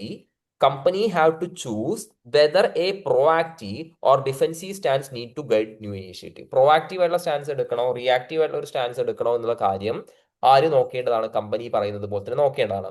അടുത്ത പോയിന്റ് എന്താണെന്ന് വെച്ചാൽ നമ്മൾ ഈ പറയുന്നത് പോലെ തന്നെ ഇപ്പൊ സിമ്പിൾ ആയിട്ട് ആലോചിച്ചാൽ മനസ്സിലാവുന്ന ഒരു കാര്യമാണ്. എന്താന്ന് വെച്ചാൽ ഇപ്പൊ നമുക്ക് നോക്കിയയുടെ എക്സാമ്പിൾ എടുക്കാം. ഓക്കെ, നോക്കിയ ഇപ്പൊ തന്നെ ഓൾറെഡി മാർക്കറ്റിലെ പ്രൊഡക്റ്റും കാര്യങ്ങളൊക്കെ ഔട്ട്ഡേറ്റഡ് ആയിട്ട് ഒബ്സലേറ്റ് ആയിട്ട് നിൽക്കുന്ന ഒരു കമ്പനിയാണ് നോക്കിയ, അല്ലെ? അപ്പൊ നോക്കിയനെ സംബന്ധിച്ച് നോക്കിയ പെട്ടെന്ന് ഒരു ഡിജിറ്റൽ സ്ട്രാറ്റജി ചൂസ് ചെയ്യുന്ന സമയത്ത് ഒരു കാരണവശാലും എന്ത് ചെയ്യാൻ പറ്റില്ല, ഇപ്പോൾ ഉള്ള ആപ്പിളിന്റെ ആ ഒരു ഇതിലോട്ട് കൊണ്ടുപോകാൻ പറ്റില്ല. കാരണം എന്താണെന്ന് വെച്ചാൽ അവർ ഓൾറെഡി താഴെ കിടക്കുന്ന ആളാണ്. വൺസ് അവരൊന്ന് അല്ലെ ഒന്ന് ഈ ഉയർന്നു നിൽക്കട്ടെ, അല്ലെ, കൊക്കിലോ നിങ്ങനെ കൊത്താവും എന്നൊക്കെ പറയത്തില്ലേ. അപ്പൊ അതേപോലെ ടേക്ക് എ മെഷേർഡ് അപ്രോച്ച്. നമുക്ക് സാധിക്കുന്ന രീതിയിലുള്ള ഒരു അപ്രോച്ച് എടുക്കാൻ പാടൂ. ഡിജിറ്റൽ സ്ട്രാറ്റജി അതൊന്നും മൊത്തത്തിൽ വേണ്ട. അതായത് എന്താണെന്ന് വെച്ചാൽ ഇത് എഴുതിയാൽ മതി. If you fear that your company is already behind on digital, already നമ്മൾ ഈ പറയുന്നത് പോലെ തന്നെ ബിഹൈൻഡ് ആയിട്ട് പോവാണ്. അങ്ങനെയാണെന്നുണ്ടെങ്കിൽ നമുക്ക് റഷ് ചെയ്തിട്ട് ഒരു അടിപൊളി പ്രൊജക്ടിലോട്ട് മുന്നോട്ട് പോകാന്ന് പറയുന്നത് it's very very very risky, dangerous ആയിരിക്കും. It can be tempting to rush into a project without looking at how it fits your current strategy by taking a measured approach. Measured approach എന്ന് പറയുന്നത് എന്താ വെച്ചാൽ നമ്മൾ ഈ അളന്നു മുറിച്ചിട്ടുള്ള ഒരു സമീപനം. You can avoid wasting resources or initiatives that don't align with your business needs and priorities. നമ്മുടെ ബിസിനസ് നീഡ്സ് പ്രയോറിറ്റീസ് ആയിട്ട് അലൈൻ ചെയ്യാത്ത കാര്യങ്ങൾ നമുക്ക് ഈ പറയുന്ന പോലെ ഒഴിവാക്കാൻ വേണ്ടിയിട്ട് സാധിക്കും. അടുത്ത പോയിന്റ് ആണ് ഞാൻ പറഞ്ഞത് ഫ്യൂച്ചർ പ്രൂഫ്. ഞാൻ നേരത്തെ പറഞ്ഞല്ലോടാ, അതായത് 2K തിയേറ്റർ ആണ്. ഓക്കെ, DTS എന്താക്കി 2K എന്നാ പറയുന്നത്. Okay, 2K theatre 2K Dolby Atmos ആക്കി. അപ്പൊ 2K ഡോൾബി അറ്റ്മോസ് ആക്കുന്ന സമയത്ത് വരുന്ന ഒരു പ്രശ്നം എന്ന് പറയുന്നത് എന്താന്ന് വെച്ചാൽ, ഓക്കെ ഒരു മിനിറ്റ്, ഓക്കെ വരുന്ന ഒരു പ്രശ്നം എന്താന്ന് വെച്ചാൽ, ചിലപ്പോൾ അത് ഫ്യൂച്ചർ പ്രൂഫ് ആയിക്കൊള്ളുന്നില്ല. മറ്റേ ആൾ 4K ആക്കി കഴിഞ്ഞാൽ വീണ്ടും നമുക്ക് ഇഷ്യൂ വരും. The goal of digital transformation is to create an appropriate foundation for digital business. This means creating an organization that can continue to reinvent itself as necessary to keep up with changes in technology and customer expectations. Obsolete ആവാതെ മുന്നോട്ട് പോകാൻ പറ്റുന്ന രീതിയിലുള്ള ഒരു strategy ആയിരിക്കണം choose ചെയ്യേണ്ടത്. So with that, we completed our fifth topic of discussion, that is nothing but common elements of digital strategy. Settle a choose a leader, attack versus defend, take a measured approach, future proof. Institute എങ്ങാനും 4+3 എന്നൊക്കെയുള്ള രീതിയിൽ pattern ഒക്കെ ഇട്ടാൽ മാത്രമേ ഇങ്ങനത്തെ question ഒക്കെ ചോദിക്കാൻ chance ഉള്ളൂ. കാരണം എന്താണെന്ന് വെച്ചാൽ 7 മാർക്കിന് ചോദിക്കാനായിട്ടുള്ള ഒരു എന്തില്ല, പൊട്ടൻഷ്യൽ ഇല്ല. അതാണ് സംഭവിക്കാനായിട്ടുള്ളത്.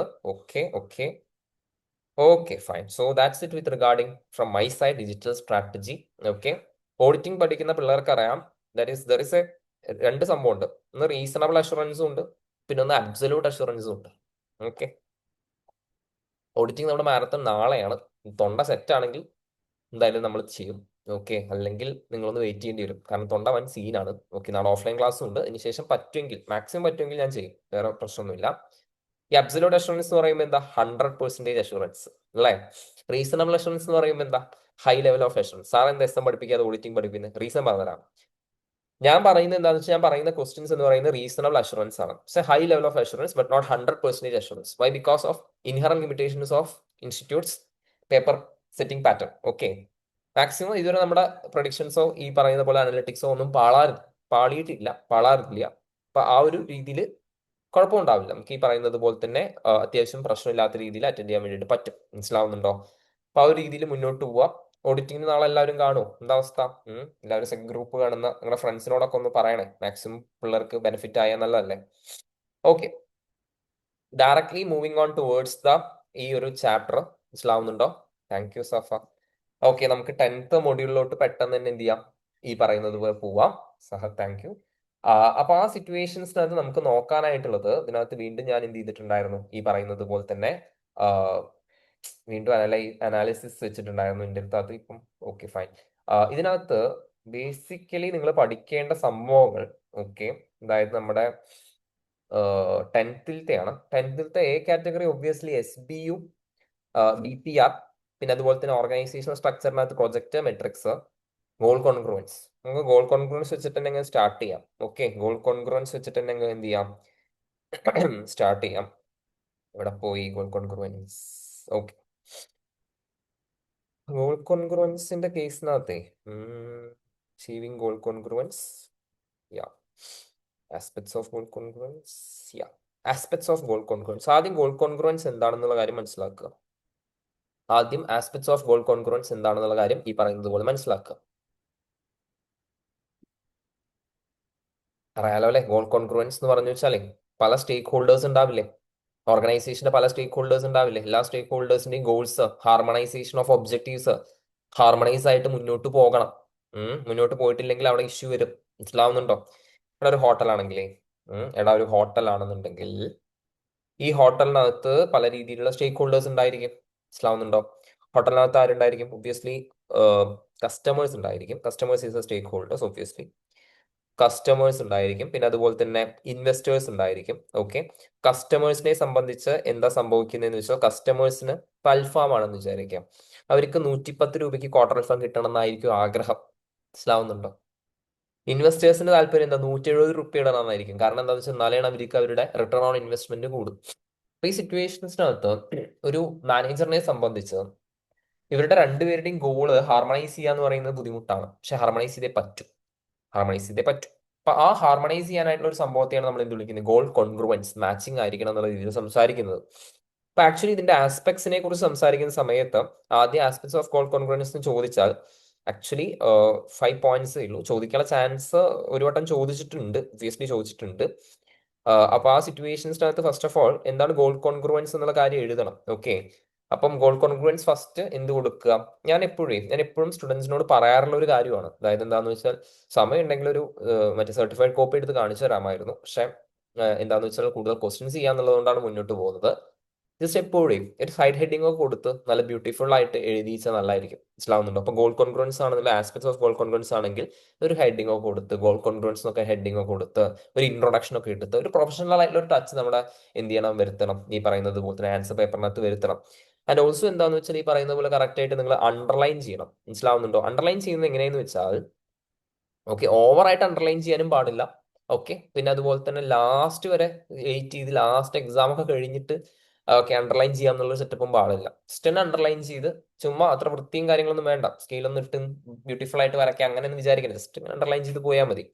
ഫസ്റ്റ് അപ്പൊ എന്ത് ചെയ്യുക, ഇൻട്രൊഡക്ഷൻ ചെയ്ത goal congruence is a term that is use to describe the situation where the goals of different interest groups coincide. Coincide means എന്താ, മാച്ച് ആവണം. ഓക്കെ, അപ്പൊ ഗോൾ കോൺഗ്രുവൻസ് ഉണ്ടെങ്കിൽ മാത്രമേ ഒരു ഓർഗനൈസേഷന്റെ പ്രോഫിറ്റബിലിറ്റി എന്ത് ചെയ്യാൻ വേണ്ടി സാധിക്കും, ഇൻക്രീസ് ചെയ്യാൻ വേണ്ടിയിട്ട് സാധിക്കത്തുള്ളൂ. ഓക്കെ, ഇൻക്രീസ് ചെയ്യാൻ വേണ്ടിയിട്ട് സാധിക്കത്തുള്ളൂ. ഓക്കെ, അപ്പൊ ബേസിക്കലി ഗോൾ കോൺഗ്രുവൻസ് എങ്ങനെ അച്ചീവ് ചെയ്യാം എന്നുള്ള കാര്യമാണ്. അപ്പൊ ബേസിക്കലി എന്താ സംഭവിക്കുന്നതെന്ന് വെച്ചാൽ, നിങ്ങൾ സത്യം സ്കാമിനെ കുറിച്ച് കേട്ടിട്ടുണ്ടായിരിക്കും. ഓക്കെ, ഞാൻ മൊത്തത്തിൽ ഗോൾ കോൺഗ്രുവൻസ് ഒന്ന് എന്ത് ചെയ്യാം, ഈ പറയുന്നത് പോലെ തന്നെ പറയാം എന്നുള്ളൊരു പ്ലാനിലാണ്. അപ്പൊ എന്റെ ടാർഗറ്റ് നിങ്ങളോടും കൂടെ ഷെയർ ചെയ്യാം, എന്നാലേ നടക്കൂ. 7:30 നമ്മൾ ഈ ഒരു യൂണിറ്റും തീർക്കും. 7:30 ഈ ഒരു യൂണിറ്റും തീർക്കണം എന്നാണ് എൻ്റെ ഒരു ആഗ്രഹം. ഓക്കെ, സോ നമുക്കത് കമ്മ്യൂണിക്കേറ്റ് ചെയ്ത് മുന്നോട്ട് പോവാം. ഓക്കെ, അപ്പൊ ആ സിറ്റുവേഷനകത്ത് അച്ചീവ് ഗോൾ കോൺഗ്രുവൻസ് എന്ന് പറയുന്നത് എന്താന്ന് വെച്ചാൽ, നിങ്ങൾ സത്യം സ്കാമിനെ കുറിച്ച് കേട്ടിട്ടുണ്ടായിരിക്കും. രാമലിംഗം രാജു. ഇവിടെ എന്താ സംഭവിക്കുന്നതെന്ന് അറിയാവോ? ഒരു ഏജൻസി പ്രോബ്ലം വരും. ഏജൻസി പ്രോബ്ലം മീൻസ് എന്താന്ന് വെച്ചാൽ, ഒരു ഓർഗനൈസേഷന് ഫണ്ട് കോൺട്രിബ്യൂട്ട് ചെയ്യുന്ന ആൾക്കാർ ആരാ മക്കളെ? ഷെയർ ഹോൾഡേഴ്സ് ആണ് കോൺട്രിബ്യൂട്ട് ചെയ്യുന്നത്. പക്ഷേ ഈ ഷെയർ ഹോൾഡേഴ്സ് അല്ല ബിസിനസ്സും കാര്യങ്ങളൊക്കെ ചെയ്യുന്നത് അല്ലേ? ഈ പറയുന്നത് പോലെ തന്നെ ആരാ ചെയ്യുന്നത്? ഒബ്വിയസ്ലി ഈ പറയുന്നത് പോലെ തന്നെ ബോർഡ് ഓഫ് ഡയറക്ടേഴ്സ് ആണ് ചെയ്യുന്നത്. അപ്പൊ ഈ ബോർഡ് ഓഫ് ഡയറക്ടേഴ്സ് ഈ പറയുന്ന കാര്യങ്ങൾ ചെയ്യുന്ന സമയത്ത് അവിടെ എന്ത് സംഭവിക്കും എന്ന് അറിയാവോ? അവിടെ ഈ പറയുന്നത് പോലെ തന്നെ ഡിഫറൻസ് ഓഫ് ഒപ്പീനിയൻ സംഭവിക്കും. എന്ത് സംഭവിക്കും? Difference of opinion. ഒറ്റ minute. Okay, difference of opinion സംഭവിക്കും. രണ്ടുപേർക്കും പരസ്പരം അങ്ങോട്ടും ഇങ്ങോട്ടും എന്ത് സംഭവിക്കില്ല, ഈ പറയുന്നത് പോലെ തന്നെ ഇപ്പം ഷെയർ ഹോൾഡേഴ്സിന്റെ അതേ ഇൻട്രസ്റ്റിൽ തന്നെ ഈ ബോർഡ് ഓഫ് ഡയറക്ടേഴ്സ് ആക്ട് ചെയ്യണമെന്ന് യാതൊരു രീതിയിലുള്ള നിർബന്ധവും ഇല്ല. സോ അങ്ങനെയുള്ള ആ ഒരു ഇഷ്യൂസിനെയാണ് നമ്മൾ എന്ത് വിളിക്കുന്നത്? ഏജൻസി പ്രോബ്ലം എന്ന് വിളിക്കുന്നത്. ഇങ്ങനെയുള്ള ഇഷ്യൂസിനെയാണ് നമ്മൾ എന്ത് വിളിക്കുന്നത്? ഏജൻസി പ്രോബ്ലം കാര്യങ്ങളൊക്കെ വിളിക്കുന്നത്. ഏജൻസി തിയറി അതിനെ കുറിച്ചാണ് സംസാരിക്കുന്നത്. അപ്പൊ ഗോൾ കോൺഗ്രുവൻസ് എങ്ങനെ അച്ചീവ് ചെയ്യാൻ പറ്റും എന്ന് വെച്ച് കഴിഞ്ഞു വെച്ചാൽ, ഏജൻസി പ്രോബ്ലം കറക്റ്റ് ആയിട്ട് ഡീൽ ചെയ്ത് കഴിഞ്ഞു വെച്ചാൽ, രണ്ട് പാർട്ടീസും തമ്മിലുള്ള അവരുടെ രണ്ടുപേരുടെയും ഒബ്ജക്റ്റീവ് കോയിൻസൈഡ് ചെയ്തു വെച്ചാൽ, നമുക്ക് ഈ പറയുന്നത് പോലെ തന്നെ ഗോൾ കോൺഗ്രുവൻസ് എന്ത് ചെയ്യാൻ വേണ്ടിയിട്ട് സാധിക്കും, ഈ പറയുന്നത് പോലെ തന്നെ കൊണ്ടുവരാൻ വേണ്ടിയിട്ട് സാധിക്കും. മാനേജേഴ്സിന് ഇൻസെന്റീവ്സ് കൊടുക്കുക, ഇസോപ്പ് കൊടുക്കുക, അതായത് എംപ്ലോയി സ്റ്റോക്ക് ഓപ്ഷൻ കൊടുക്കുക, സ്വെറ്റിക്വിറ്റി കൊടുക്കുക. അപ്പൊ ആ രീതിയിൽ എംപ്ലോയീസിന് ഇസോപ്പ് കൊടുക്കുക, പിന്നെ അതേപോലെ തന്നെ സ്വെറ്റിക്വിറ്റിയും കാര്യങ്ങളൊക്കെ പ്രൊവൈഡ് ചെയ്യുക.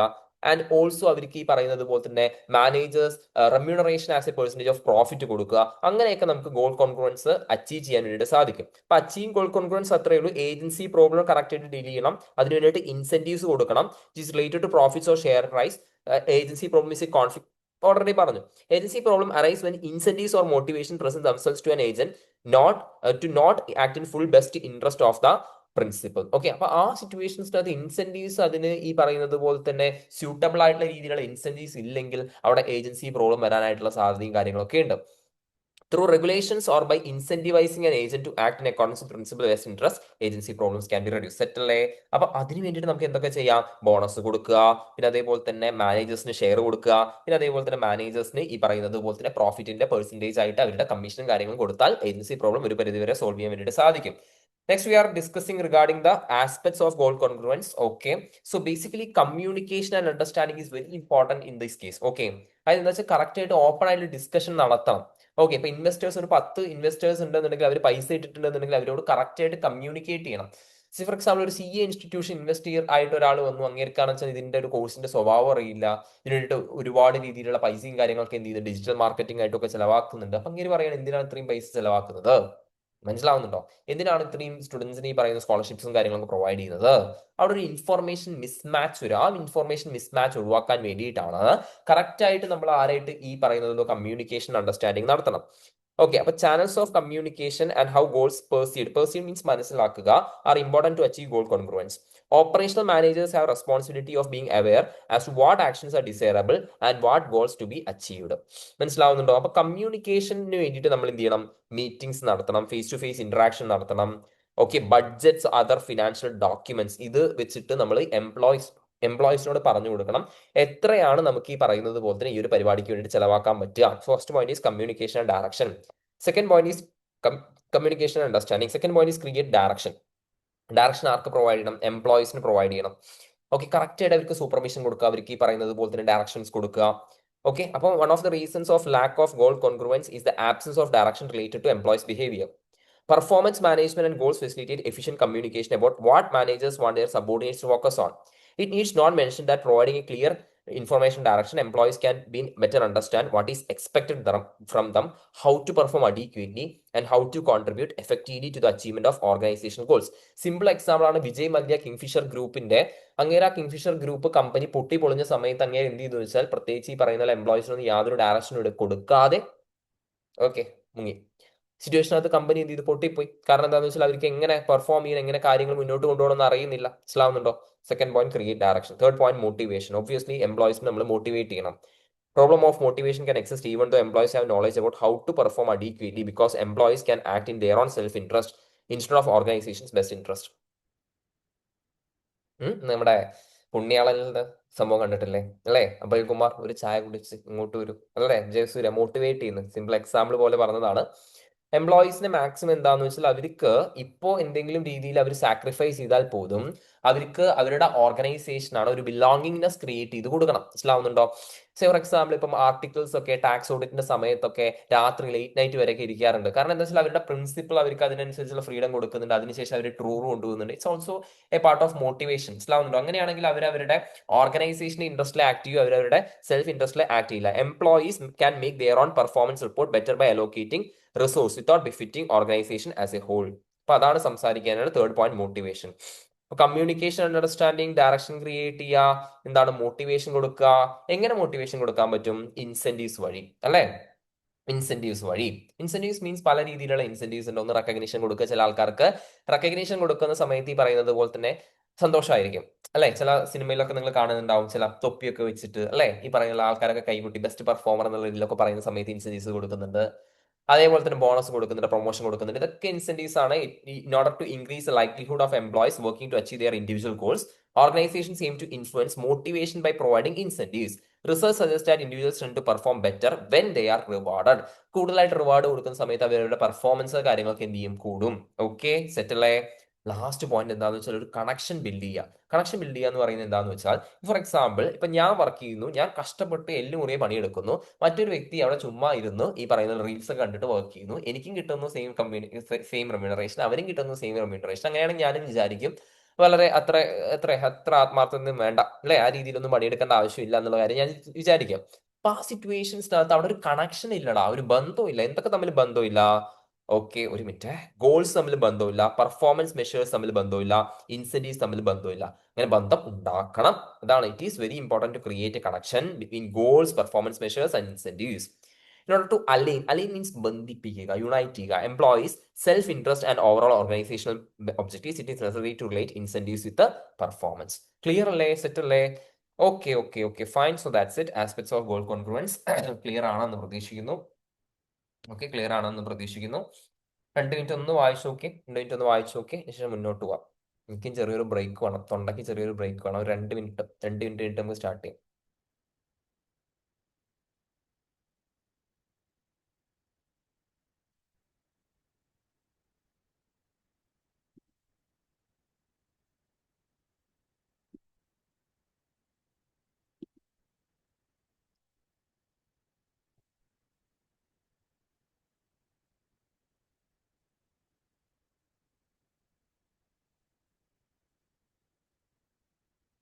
ഏജൻസി തിയറി ജസ്റ്റ് ഇത് മാത്രം നോക്കിയാൽ മതി. വേറെ പിന്നെ അതിൽ 7 മാർക്കിന് ചോദിക്കാനായിട്ടുള്ള ഒരു പൊട്ടൻഷ്യൽ ഒന്നും ഇല്ല. ഏജൻസി തിയറിക്കകത്ത് ഇഷ്യൂ ഇല്ല.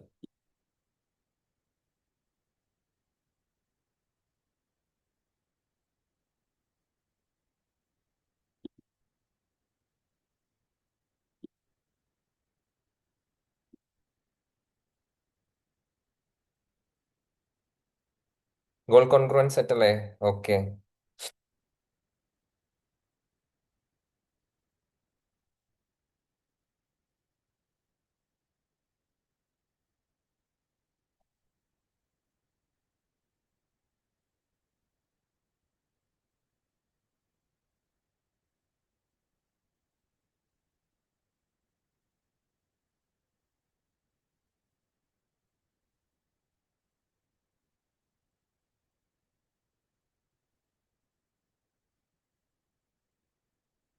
Implementation control B category topic strategy implementation control.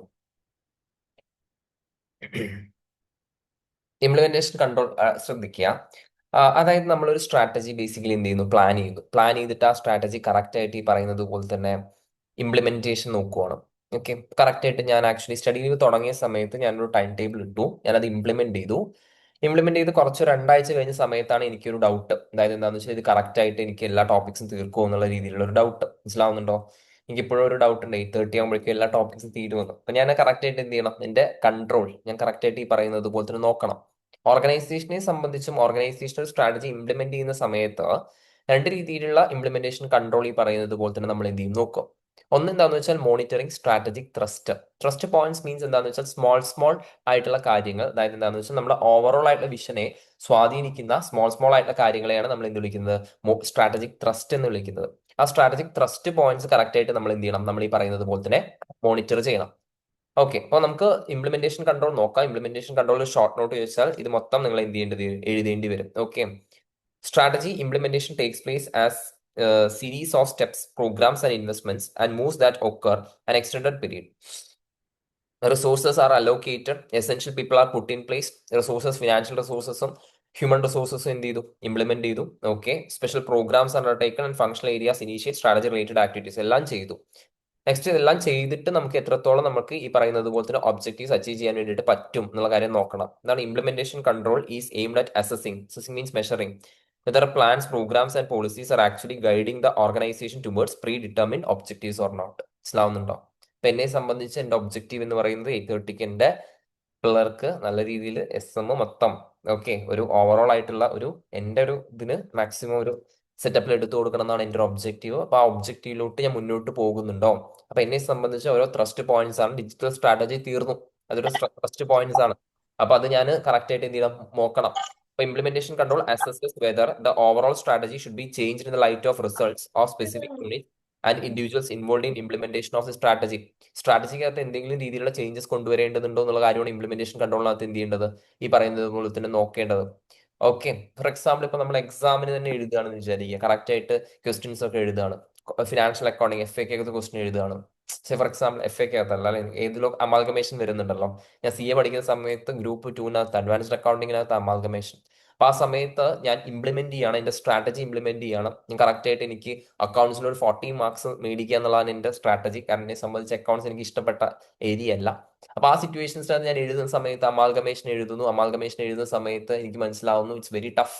അപ്പൊ ഞാൻ എന്ത് ചെയ്യണം, അമാൽഗമേഷൻ സ്കിപ്പ് ചെയ്തല്ല, അല്ല അമാൽഗമേഷനിൽ തന്നെ 1 മണിക്കൂർ 1.5 മണിക്കൂർ വേസ്റ്റ് ചെയ്യല്ല ചെയ്യേണ്ടത്. ഞാൻ എന്ത് ചെയ്യണം, അന്ന് ഈ പറയുന്ന പോലെ വേറെ ക്വസ്റ്റ്യൻസ് അറ്റൻഡ് ചെയ്യണം. That is my implementation control. Okay, ടാറ്റയുടെ സിറ്റുവേഷൻസ് അതിൽ ടാറ്റ ഒരു എക്കണോമിക്കൽ ആയിട്ടുള്ള ഒരു കാർ എന്നുള്ള ഒരു കോൺസെപ്റ്റിലാണ് നാനോ കാർ പുറത്തിറക്കുന്നത്. അപ്പൊ ആ നാനോ കാർ പുറത്തിറക്കുന്ന സമയത്ത് പക്ഷെ ആൾക്കാരൊന്നും അതിന്റെ സേഫ്റ്റി റീസൺസും പിന്നെ അതുപോലെ തന്നെ അതിന്റെ ഈ പറയുന്നത് പോലെ തന്നെ എന്തും കാരണം സേഫ്റ്റി റീസൺസ് അതേപോലെ തന്നെ അതിന്റെ ഡിസൈൻ ഇതൊന്നും കാരണം മേടിക്കുന്നില്ല. അപ്പൊ ആ സിറ്റുവേഷൻസിൽ Tata has to discontinue the operation, that is implementation control. Two important methods to achieve implementation control are monitoring, strategic thrust and milestone review. Strategic thrust എന്ന് പറയുന്നത് വെച്ചാൽ നിങ്ങളിപ്പോൾ CMA ഫൗണ്ടേഷൻ പാസ് ആവുന്നു, CMA ഇന്റർ പാസ് ആവുന്നു, this is strategic thrust points. Okay, simple projects but it is important for the overall okay fulfillment of the strategy.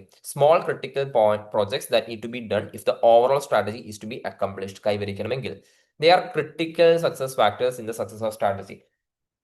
അല്ല, അല്ലാതെ Inter pass ആവാൻ നിങ്ങൾക്ക് ഫൈനലിലേക്ക് പോകാൻ പറ്റില്ല, ഫൗണ്ടേഷൻ പാസ് ആവാൻ നിങ്ങൾക്ക് എന്ത് ചെയ്യാൻ പറ്റില്ല, ഈ പറയുന്നത് പോലെ തന്നെ ഇന്ററിലോട്ട് പോകാൻ പറ്റില്ല. So this is very important thing ആയിട്ടുള്ള ഒരു കാര്യം തന്നെയാണ്.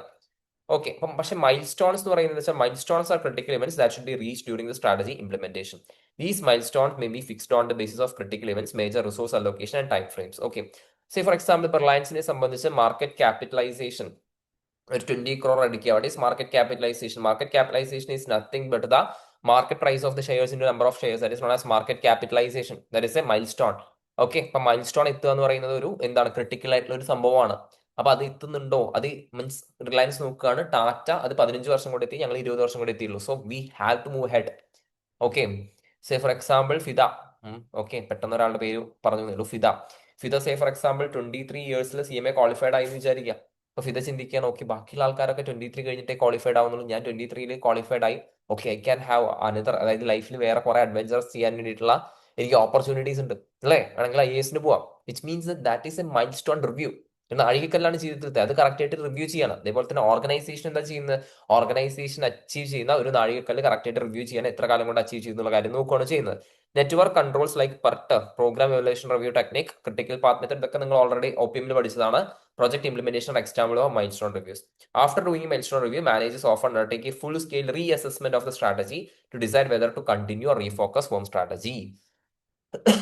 നമ്മൾ അതായത് ഫിദയുടെ കാര്യം ഞാൻ സംസാരിച്ചില്ല. അതായത് എന്താണെന്ന് വെച്ചാൽ Fida already milestone achieve ചെയ്തു. മൈൽ സ്റ്റോൺ അച്ചീവ് ചെയ്ത സമയത്ത് സേ ഫോർ എക്സാമ്പിൾ വേറെ ഒരാൾ, സേ ഫോർ എക്സാമ്പിൾ എന്തെങ്കിലും ഒരു പേഴ്സൺ, അവർ 30ാമത്തെ വയസ്സിൽ CMA ക്വാളിഫൈഡ് ആയി എന്ന് വിചാരിക്കാം. ഞാൻ ഓൾസോ ആൾ കുറെ അധികം എന്ത് ചെയ്യുന്നു, ഈ പറയുന്നത് പോലെ തന്നെ ഒരുപാട് കഷ്ടപ്പെട്ടിട്ടാണ് CMA കിട്ടിയത്. അപ്പോൾ മൂപ്പര് വിചാരിക്കുന്നത് പിന്നെ CMA പ്രാക്ടീസ് ചെയ്യാം. That is actually he's concentrating on the current strategy.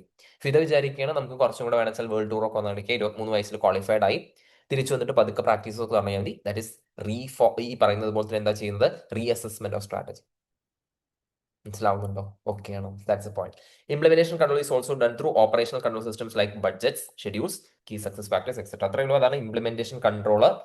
Okay, പെട്ടെന്ന് വായിക്കാമോ ഇംപ്ലിമെന്റേഷൻ കൺട്രോൾ? ചാർജിന്റെ ഇടട്ടെ, അല്ലെങ്കിൽ ഇപ്പൊ ഓഫ് ആവും.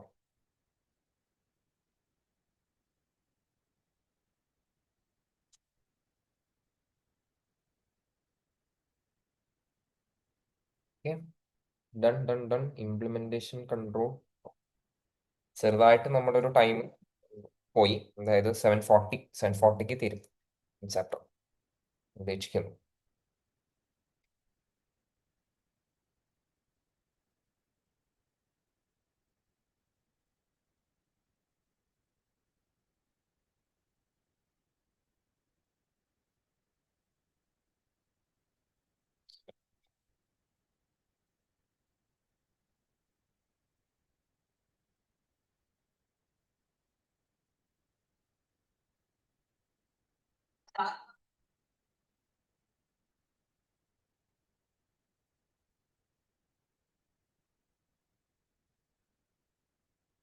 ഓക്കെ, സെറ്റ് ആണോ?